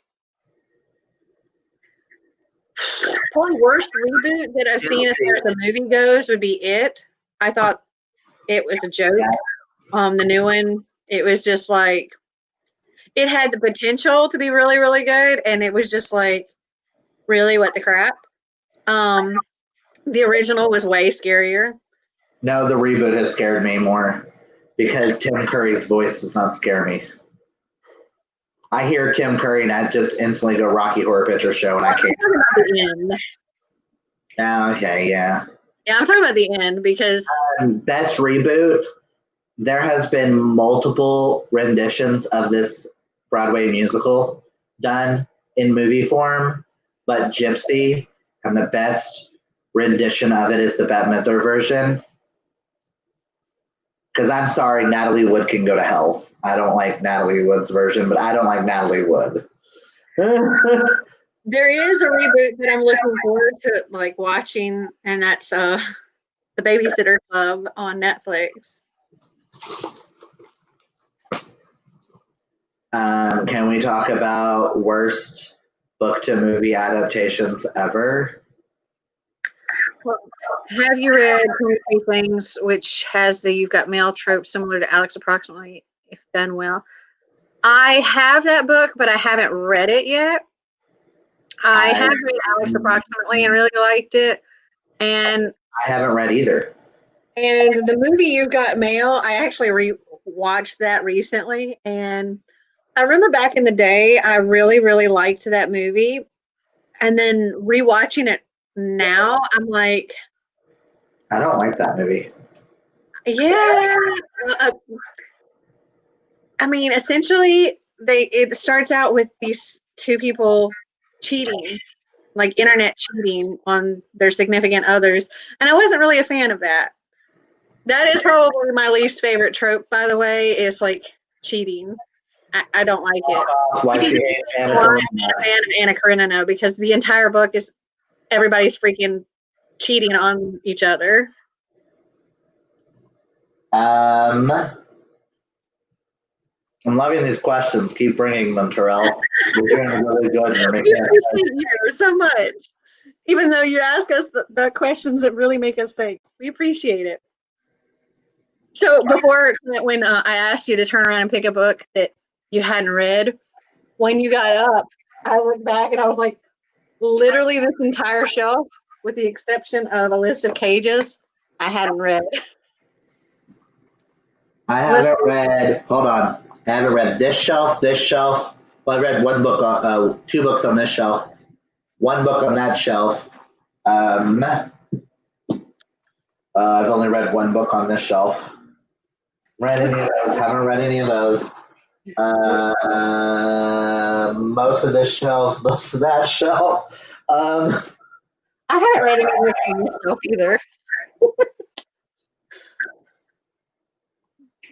What is? Oh, hold on. What's the one '90s teen movie do you think has not aged well? What's the one? Okay, it hasn't aged well, but it also sucked to begin with.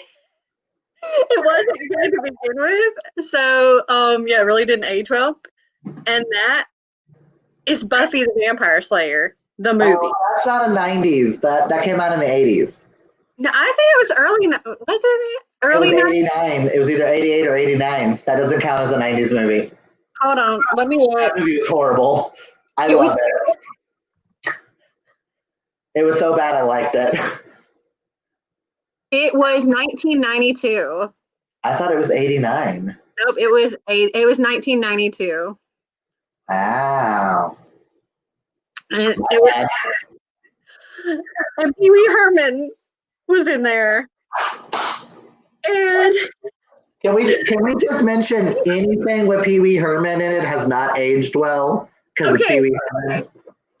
I don't know. Okay, for those that have watched that movie, and even if they didn't connect the fact that this is Pee Wee Herman in here, I can tell you who this character is, and you would know exactly who I'm talking about. Pee Wee Herman is the vampire that in the, I think it's the stairwell of this school, forever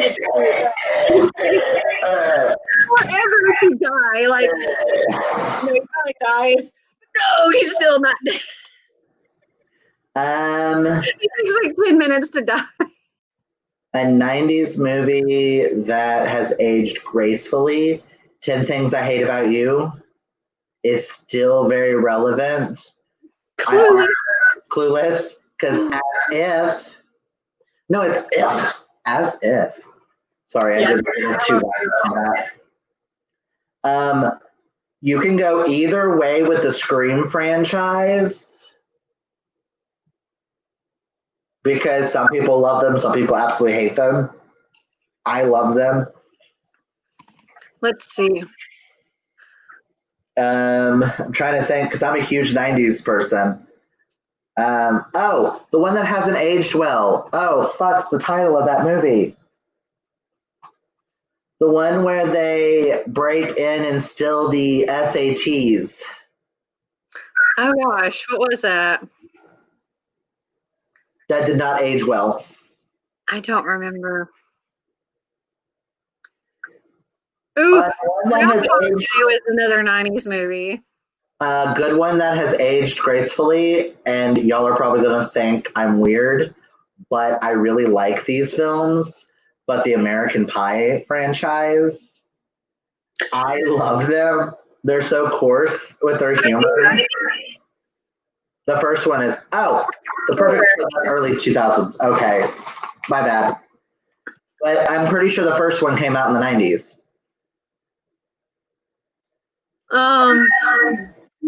Titanic came out in the '90s. We want a teen movie. They were teens. What are you talking about? That is not labeled a teen movie. That is an adult romance. They were teens. Historical fiction as well. Let's see. I could probably name several that don't age well that involve gay characters. Dazed and Confused. I think Dazed and Confused aged well. Yeah. That was a good one. Is Not Another Teen Movie, is that early 2000s or was that late 90s? I think that was 2000s.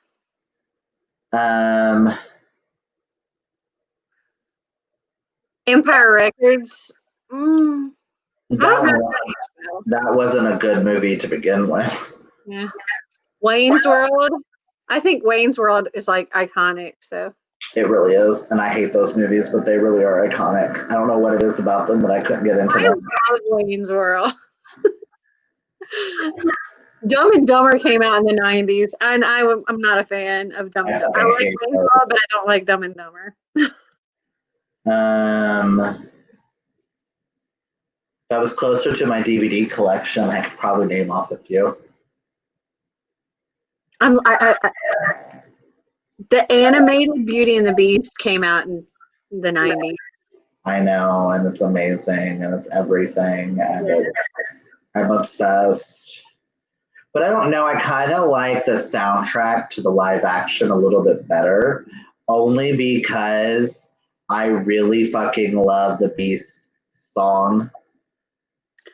Evermore is one of my all-time favorite musical songs now, and I really wish I could sing that well to sing it. So, Xander had band camp this past week, One and time at band camp, yeah, I put up my pussy in blue. Sorry. So he had band camp, and they were this week they were doing different like Twin Day or Disney Day or Marvel versus DC Day, and for Disney it was like, wear your Mickey ears or your Minnie ears or whatever Disney stuff.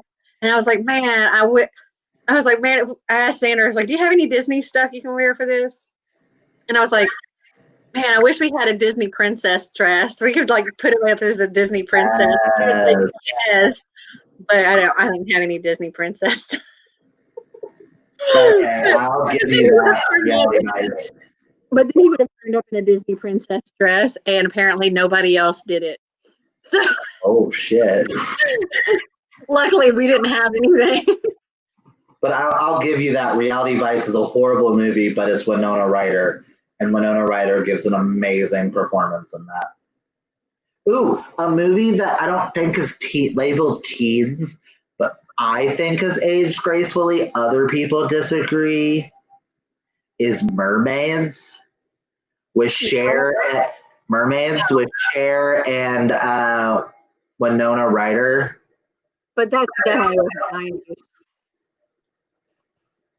Which 90s sitcom do you like the most? Fresh Prince of Bel-Air or Boy Meets World? I'm sorry, I have to, and people are going to hate me for this, but I was such a Corey Topanga fan. Me too. I love them both, though. I love Fresh Prince of Bel-Air, but Boy Meets World was my shit. I mean, I know like all the words to the Fresh Prince of Bel-Air theme song. I don't know the words to the Boy Meets World. Every episode of both. So and Sean, I had the hugest crush on Sean from Boy Meets World. He's one of the reasons why I realized I was gay. Sean was cutie. I had a little bit of a crush on okay, so the show Tool Time. Jonathan one of the JTT, yeah. JTT, I had him on my wall, girl. Listen. Magazine pages of him. He's so cute. For Pretty Woman. Big mistake. Big. Huge. I'm sorry. But Boy Meets World was my shit. I watched every episode of Boy Meets World. I don't think I've seen every episode of Fresh Prince. Have you watched what is it? Girl Meets World or something like that? Yeah, I couldn't get into Girl Meets World. You're right, Home Improvement. Full Time was the show that the dad did. Oh, another show from the 90s and early 2000s that was my shit was Summerland. Yeah. That is where I fell in love with Zac Efron and Jesse McCartney. And those, I can legitimately say, were my first male crushes that I knew were male crushes. I remember when Jesse McCartney went to Summerlin, and I started watching it then. But before that, he was on All My Children because I was watching Soap Opera. And he was junior, and his on there, his little band Dream or Dream Street or whatever. Dream Street, yes. Yes, Dream Street, yes. Someone who knows what Dream Street is. Yeah. Yes, we're old. Yes, he was overshadowed by Zac Efron now. Back in the day, though, Jesse and Zac, that was the who do you like better? That was your Team Edward, Team Jacob of the 90s.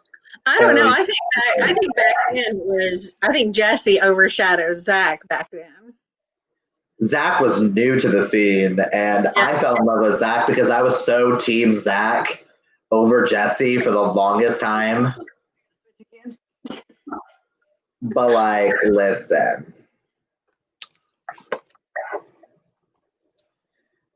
Even though I feel like y'all could ask the most simplest question where me and her Oh, no. would fight over this on who would be right and who would be wrong, on which 90s show is better, Charmed or Buffy. I know, but I would say Charmed. So it's like I feel like you and I would go in on it for like hours on end trying to prove who was better. I love Charmed. I did. I love Charmed. I watched every season. I have every season of Charmed.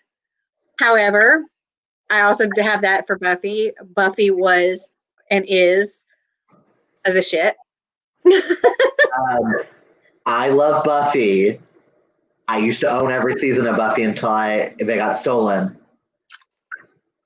But my drag family last name is Hallowell. Charmed is my life.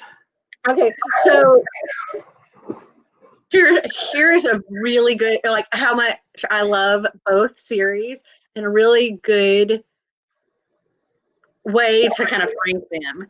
I named my kid after a Buffy character. Okay, it was Xander. We had some kittens that we named Piper and Phoebe. Love them both. But I named my kid after a Buffy character. I named kittens after the Charmed characters. I would love a daughter named Luna Phoebe or Phoebe Luna. So, even though now I don't know if I want to name my daughter Luna anymore, but I would love a daughter named Phoebe. Because the one woman I would do anything with is Alyssa Milano. We had gotten two kittens, and they were named Piper and Phoebe, but Becca changed Phoebe's name because they were for her 1 year, and so Phoebe became Princess, but so it was Princess and Piper, but. Favorite 2000 sitcom. It was great, at least until the finale that still pissed everyone. Yes, I kind of got to agree with that for How I Met Your Mother. What? Oh, I was like, what is that? HIMY. Favorite I know. sitcom. I'm sorry. It just ended. And I'm sorry, it will hands down beat How I Met Your Mother. Technically, it's a 2010s show, but I'd put all 2000s in the same decade. Is Big Bang Theory. I'm sorry. I never watched any of that. But also, can we also discuss one that is also 90s and 2000s sitcom as the greatest sitcom of all time, and that's Friends? I mean, Friends is good, but it's definitely not the all-time best. Well, okay, maybe not the all-time best, but it's one of my favorites. Buffy totally beats Friends any day. Buffy is a sitcom. Whatever. Buffy cannot be everything because Buffy is not a sitcom. Okay. I don't know.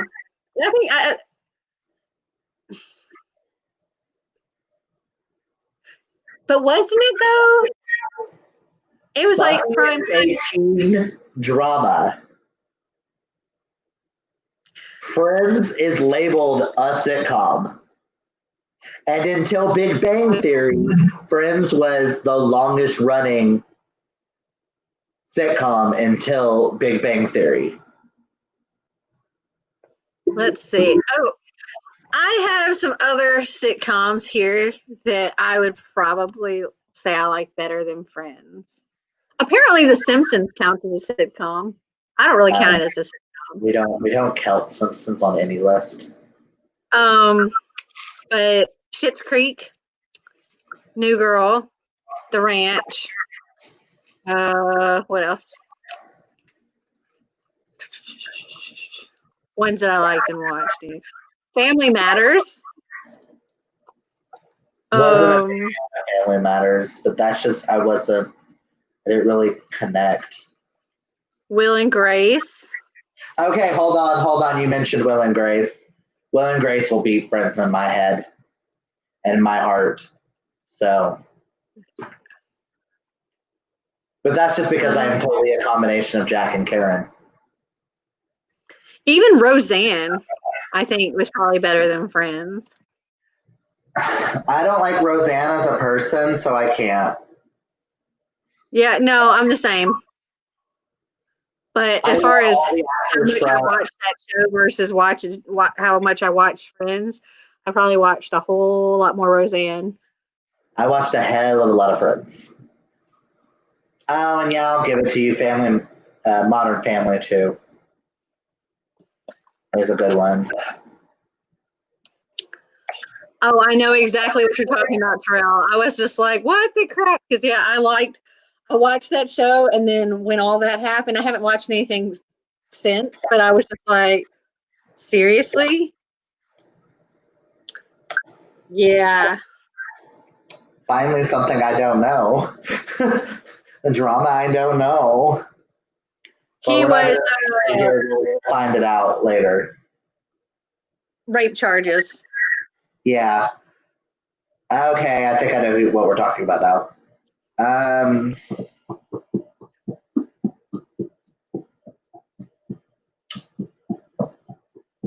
Randomly behind you and pick a book and then tell us about it.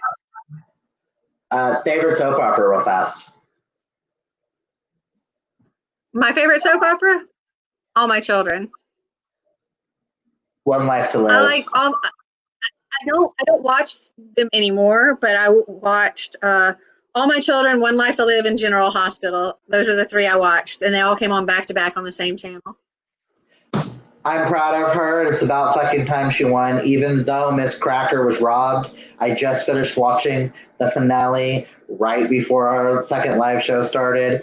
Shea Coulee is everything, but Miss Cracker is such a drag inspiration to me, where she's thin, white, and salty, because she's a woman! Sorry. I totally went on a huge rant there. I'm sorry. RuPaul's Drag Race. What you're talking about. RuPaul's Drag Race. Okay. Okay. Look, randomly reach behind you, grab a book, and tell us if you've read it and what it's about. Like, there's a hole here. I just remember there's like a hole here. I went to go grab a Caleb Rowring book. Let's go. I don't know. I'm like, just randomly, like pick anything. Okay, tell us about it. You haven't read it? Outsiders retelling with a trans main character. That's all I really want to know going into it. Here, let me get one that's not on screen. Oh gosh. Pony Boy is one of my favorite literary characters of all time, so I'm hoping they do him justice. I have to read the back. I picked up Sorry Not Sorry by Sophie Renaud, and it's adult rom-com. I'm gonna choose a different shelf now. One that's not my like favorites of favorite genres. A woman challenges herself to embrace her inner bad girl, and she jumps at the chance to shake things up.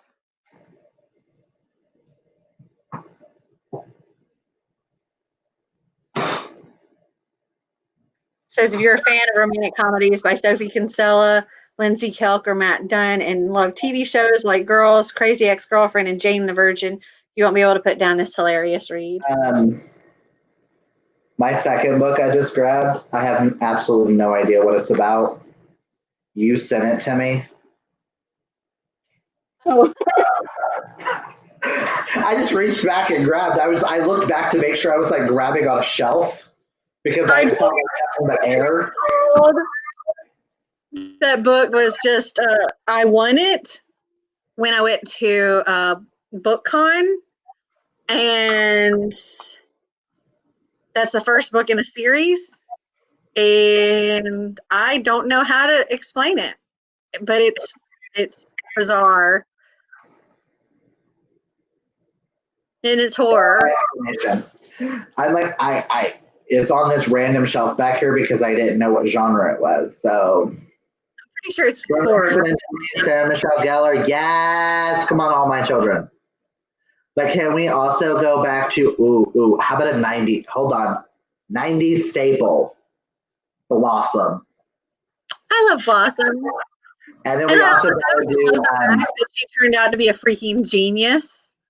Can we also go with Clarissa Explains It All? Yes! I have a book by the people who wrote Clarissa Explains It All. And it's actually like about Clarissa as an adult, realizing that she really doesn't know everything. And then Felicity. No, hold on. I'm an idiot. Can we talk about one of the greatest shows to come out of the 90s and early 2000s? What? In the City. That was I better have my Sex in the City moments. I'm going to reach and grab another book.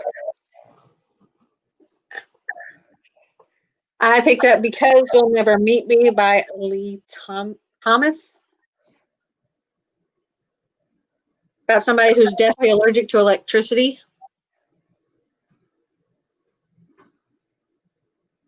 Interesting.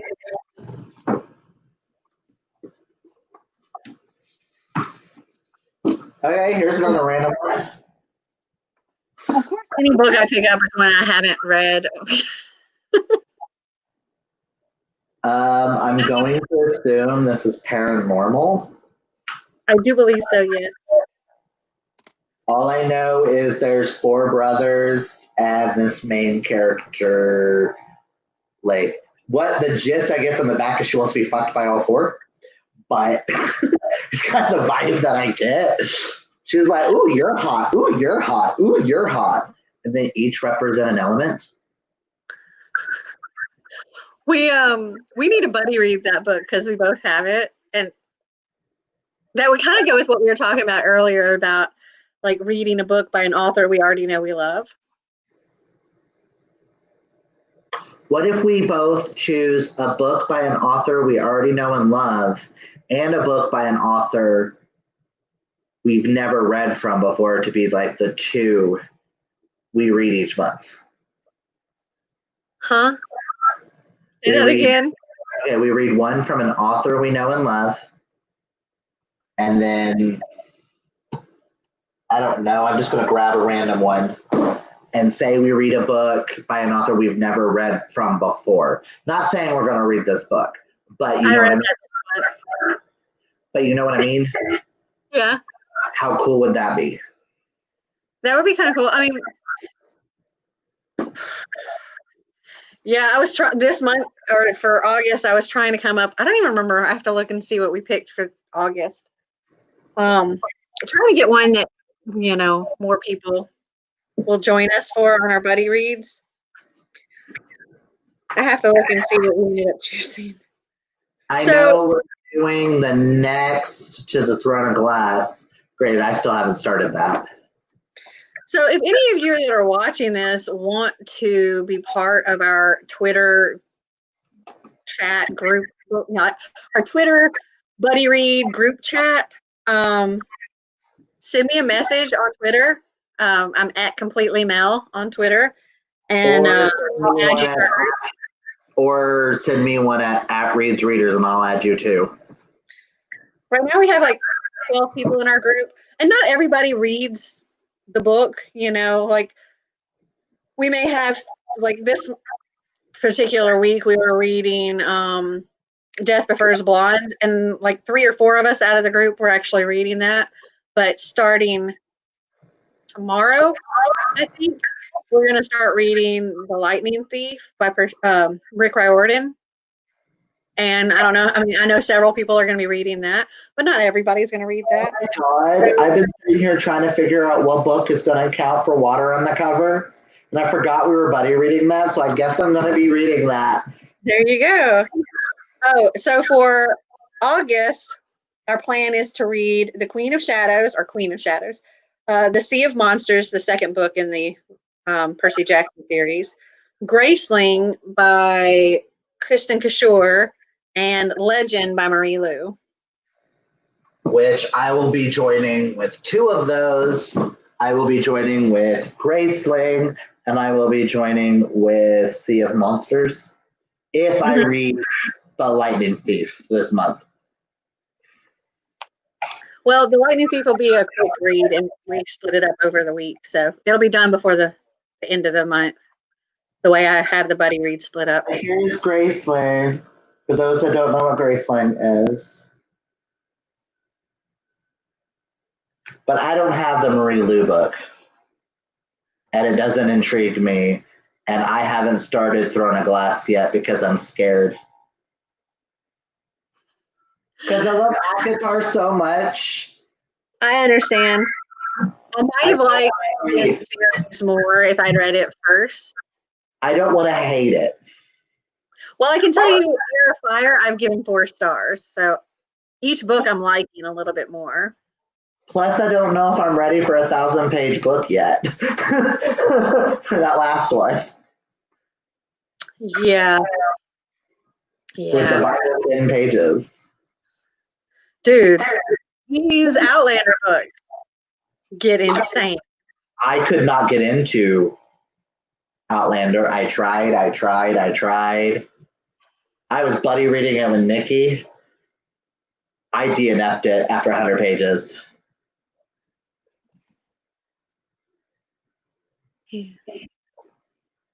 Yeah. I knew that. I also have that book right here, which I still need to read.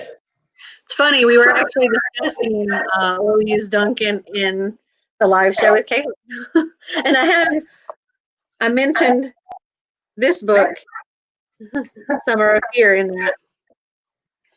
Okay, I'm gonna need to go soon because we have a friend over and he's wanting to play board games and such. Understood. It's 9:30, and after I finish this glass, I will have drank half this bottle. I'll drink a full glass and then this.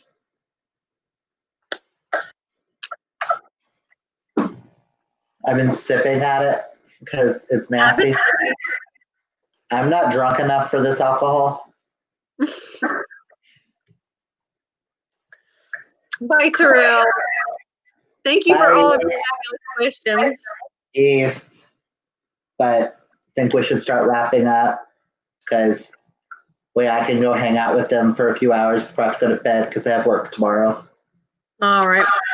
Well, thank you all for coming and hanging out with us. This was a lot of fun. And we didn't even talk about the fall into reading-a-thon. But Clint and I will be getting on planning our next read-a-thon very soon, like tomorrow. We might have chosen our author. We don't know yet. Y'all just have to wait to see the surprise there. But we love you all, and we're so glad you came and hung out with us. And until next time, remember to always be completely you. And if you like this video, make sure to give us a big thumbs up. And if you're not following Clint, go check out his channel and give him a follow as well. And we will talk to you later. Bye.